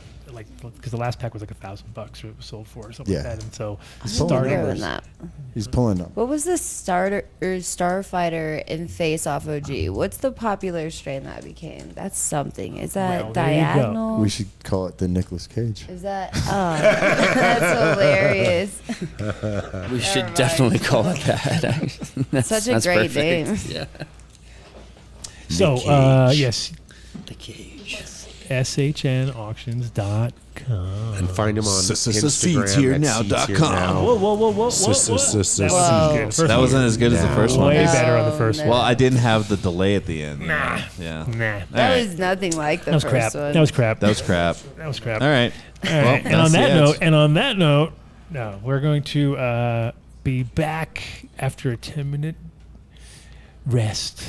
Rest ourselves. Gotta get you. But you're back on touched Patreon. You up. don't have to hang out for Patreon because I know you've been here a long time. But we're glad you did come through. Yeah. Now you can Tell me more about what's going on after this. What do you guys do? we do a Patreon hour. It's an extra hour. Extra party They hour. pay If you for wanna- it, so we can say or do anything we want. Anything. $1.05 a You can show, get crazy. man. Off the cuff a $4.20 little month. bit. Yeah, it's okay. You can hang. No didn't problem. Oh, say. if you want Wait, that. so I'll hang out. Okay. I'll hang out. I'll hang out. All right. Nice. And so it's going to be a Block and Blake hangout sesh, I think. 'cause- Yeah. Well, we got plenty of weed to smoke. So, Well, and I then don't- whatever's left, you guys can take home. I think he wants to talk Tell him Amsterdam that. with No, you. you so- have to Exactly. steal me a We're going nug to get first. deep into Amsterdam. We can. should We talk can. old I'm school sure we shit. can split it accordingly. But I'm going to get you guys some more weed. This is all I could grab today by myself. So. We like you. You know the already. ounce limits these days. So, but no, I'd be more than happy to. Yeah, this 8-gram limit stuff. Well, the other thing too is ridiculous. you know that Ridiculous. within a few It months, is ridiculous. Within a few months, this can be your new.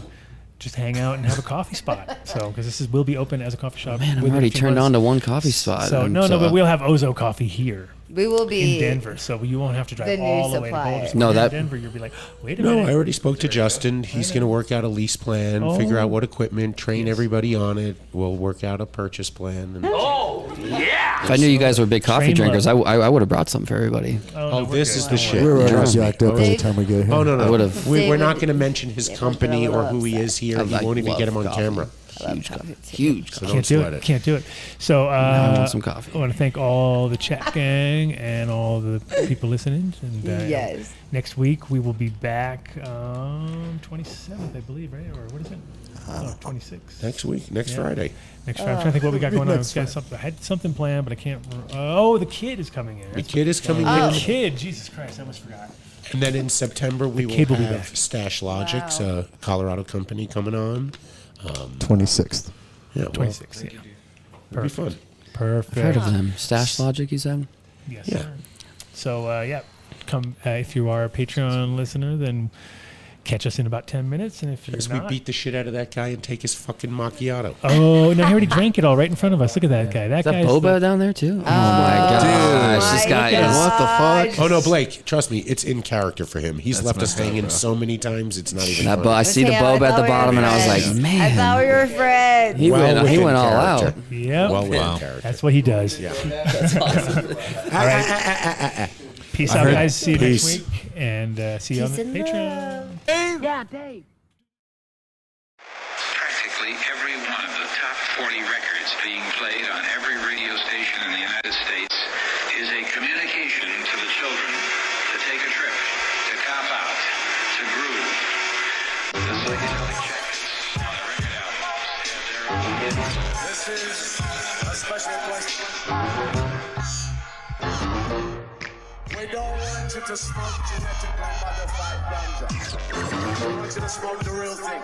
Me? Want you to smoke the natural herb. Sweet. Some call it marijuana. Sweet. Some call it sesame. Sweet. Some call it lamb's bread. The tea. And some people call it ganja.